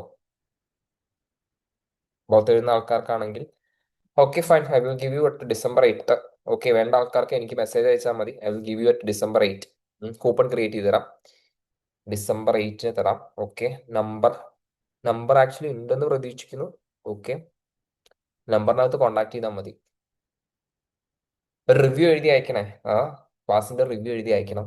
ഓക്കെ, SM ഒക്കെ അല്ലേ പഠിപ്പിക്കുന്നത്, ഓപ്പൺ ആയിട്ട് പറയാലോ. It is helpful for my marketing, right? കാരണം എന്താണെന്ന് വെച്ചാൽ ഈ പറയുന്നത് പോലെ തന്നെ ഓക്കെ, ഈ പറയുന്ന പോലെ നിങ്ങളുടെ റിവ്യൂസ്, പിന്നെ അതുപോലെ തന്നെ നിങ്ങൾ നിങ്ങളുടെ വേറെ ഫ്രണ്ട്സിനെ സജസ്റ്റ് ചെയ്യും അടുത്ത നമ്മുടെ ക്ലാസ്സസ് വരുന്ന സമയത്ത്. അതൊക്കെയാണ് നിങ്ങൾക്ക് എനിക്ക് വേണ്ടിയിട്ട് ചെയ്യാൻ വേണ്ടിയിട്ട് പറ്റും. മനസ്സിലാവുന്നുണ്ടോ? അപ്പൊ ആ കാര്യങ്ങളൊക്കെ നിങ്ങൾ ചെയ്യുന്ന എനിക്കറിയാം. ഓക്കെ, ജസ്റ്റ് ഒന്ന് ഓർമ്മിപ്പിച്ചത് മാത്രമേ ഉള്ളൂ. അപ്പൊ അതിനകത്ത് ജസ്റ്റ് ഒരു റിവ്യൂ അയക്കുക. എങ്ങനെയാണ് ക്ലാസ് ഫീൽ ചെയ്തത്. ഇതിനകത്ത് കുറെ നമ്മുടെ പിള്ളേരുണ്ട്, കുറെ പേര് കാണുന്നുണ്ട് ഞാന്. ഓക്കെ, ചുമ്മാ അവരും അയച്ചോ, രസമല്ലേ? എനിക്കൊരു മോട്ടിവേഷൻ അല്ലേ ഓഫ്ലൈൻ ക്ലാസ്സും കഴിഞ്ഞ് ഇത് റെക്കോർഡ് ചെയ്തിട്ട്. ലൈക്ക് എന്താന്ന് വെച്ചാൽ നമ്മൾ ആദ്യം റെക്കോർഡ് ചെയ്തിരിക്കുന്ന സമയത്ത് വേണോ വേണ്ടയോ എന്നൊക്കെ കുറെ വട്ടം ചിന്തിക്കും. മനസ്സിലാവുന്നുണ്ടോ? പിന്നെ ഈ ഒരു മോട്ടിവേഷൻ അങ്ങ് തുടങ്ങുക. അപ്പൊ അതുകൊണ്ട് ഒരു റിവ്യൂ അയക്കുക. ഓക്കെ ഫൈൻ, എത്ര വലുതാക്കാൻ പറ്റുമോ അത്ര വലുതാക്കിയോ, രസമാണ്. ഓക്കെ, നമുക്കപ്പോ ഈ ഒരു ചാപ്റ്റർ ക്ലോസ് ചെയ്തിട്ട് ഞാൻ നിർത്തും. ഈ ഒരു ചാപ്റ്റർ ക്ലോസ് ചെയ്തിട്ട് ഞാൻ എന്ത് ചെയ്യും, നിർത്തും. Okay, BCG matrix has several advantages. ഒരു 820, 815, 820 ഒക്കെ നിർത്തും. കാരണം എനിക്ക് വയ്യാതായി, നല്ല തൊണ്ടയ്ക്ക് ഭയങ്കര സീൻ ഉണ്ട്, അതാണ്. It provides a good way of visualizing different needs and potential of all diverse business within the corporate portfolio.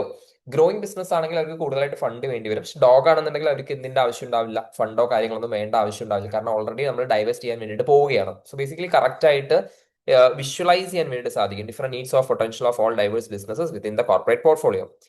It warns corporate parents of the financial demands what might otherwise look like desirable portfolio of the high growth business. എന്താന്ന് വെച്ചാൽ എപ്പോഴും നമുക്ക് ഈ പറയുന്നത് പോലെ star ആവുന്ന എന്നുള്ളത് കൊണ്ട് നമുക്ക് ഹ്യൂജ് പ്രോഫിറ്റ്സ് ഉണ്ടാവണം നിർബന്ധമില്ല. ഇതിന്റെ എക്സാമ്പിൾ ആണ് ബൈജൂസ്. സോ ഒരു വാർണിംഗ് കൊടുക്കും. ഫസ്റ്റ് പോയിന്റ് എന്താ, വിഷ്വലൈസേഷൻ ഓഫ് ദ എന്ത് വിഷ്വലൈസ് ചെയ്യും, ഡിഫറെന്റ് നീഡ്സ്. സെക്കൻഡ് പോയിന്റ് വെച്ചാൽ വാൺ ചെയ്യും, okay, financial demands of what might otherwise look like a desirable portfolio. സൂക്ഷിച്ചിട്ട് നമുക്ക് ഇൻവെസ്റ്റ് ചെയ്യാൻ പറ്റും. നമ്മൾ ക്വസ്റ്റ്യൻ മാർക്കാണ്. ആൻഡ് ഓൾസോ ആ ബിസിനസ് രക്ഷപ്പെടാൻ ഒരു ചാൻസും ഇല്ല. എന്നിട്ട് നമ്മൾ ഇൻവെസ്റ്റ് ചെയ്തു എന്ന് പറഞ്ഞു വെച്ചാൽ that will create what. Okay, important ചാപ്റ്റേഴ്സിന് 8th ചാപ്റ്റർ അത് പറയാടാ, പ്രശ്നമില്ല, ഇത് പറഞ്ഞുതരാം. ഓക്കെ, ചേട്ടാ ഞാനതൊരു PDF അയച്ചിട്ടുണ്ടല്ലോ നിങ്ങൾക്ക്, അത് കിട്ടിയിട്ടില്ലേ?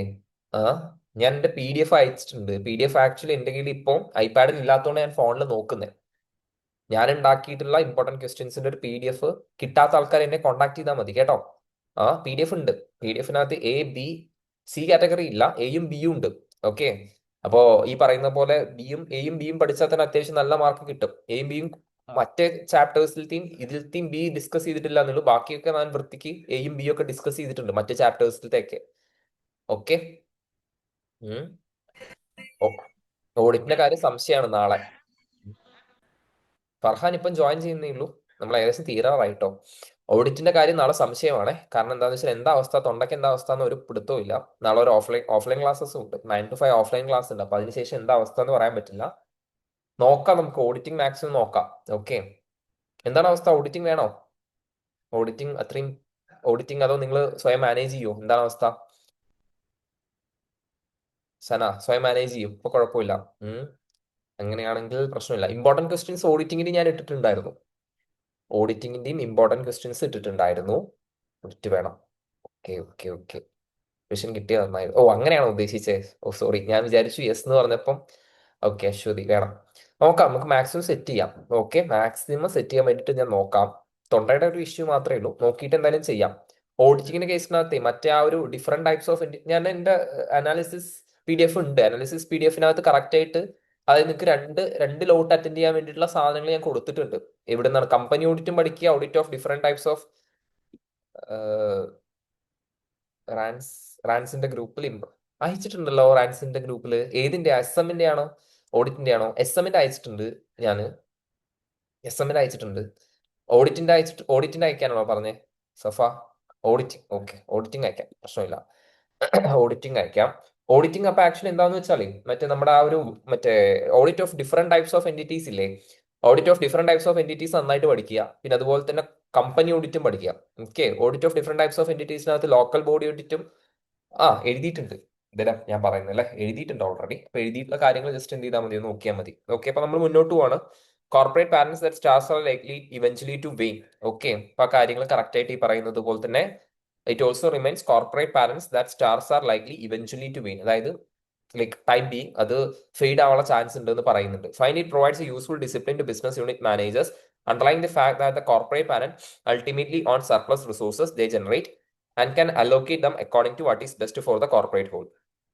Cash cows should not hoard their profits. Incidentally, surplus resources may not only be investment funds. The corporate parent can also reallocate business unit managers who are not fully utilized by low growth cash cows or dogs.